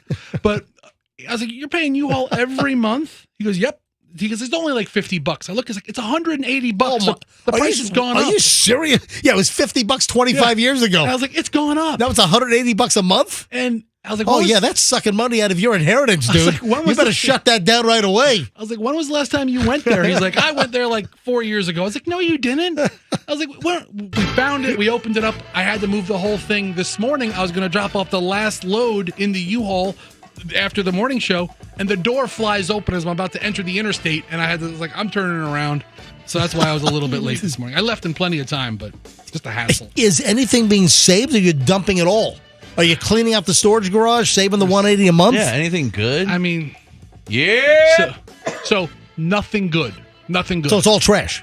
Some very few sentimental things that he hasn't seen in 25 years anyway. So how sentimental could they be? Right. Yeah. And then the other side is, a large amount of things that need to be shredded. Maybe we should do Fester's garage sale or yard sale in the parking lot. Bring the whole U-Haul, dump it out here, and we invite listeners down. No, this is the cardboard box junk load. This is the last load. This is a couple of office chairs. You don't want any of this stuff. None. He had mattresses in there for 25 years. It was just crazy stuff. And that's how a lot of these units are. You know how many people have storage units and just forgot about them? Oh, yeah. Or never follow up on them? Or they stop paying, and then they do those auctions every month. I think like every storage facility has like an auction every month. Yeah. With the like delinquent, rent, or abandoned lockers, etc. All right, we got to roll, but first, Rolling Stones tickets. Before we roll, some Rolling Stones tickets. Hey, Mickey, you want to give them away? Yeah, okay, we have Rolling Stone tickets. Hey, Goofy, you want to help? I love the Stones. They're going to be in Orlando, Goof. Camping World Stadium. Minnie. There's Minnie Mouse. Minnie's looking good. So Rolling. Hey, Minnie. Hey. Looking sexy. Hey, how about you shut up, all right? Keep Rolling. your eyes off of Minnie. Sorry. Can I give away the damn tickets? All right, Rolling Stones tickets. Camping World Stadium in Orlando. It's going to be number 5,822. June 3rd. If you're caller 35 right now, you win. Caller 35. Caller 35, 800-990-1047. And you got some Rolling Stones tickets, folks. I have a lot that I didn't even get to. I've got to talk about the jackwagon situation that I was in over the weekend. I'm like, what? I was in bizarro world, so I've got a crazy story, which actually could prompt a new feature here on the MJ Morning Show. So we'll get into that tomorrow morning. Folks, have a great Wednesday, and we'll see you back here tomorrow for the Thursday show on the MJ Morning Show on Q105, and let's be careful out there.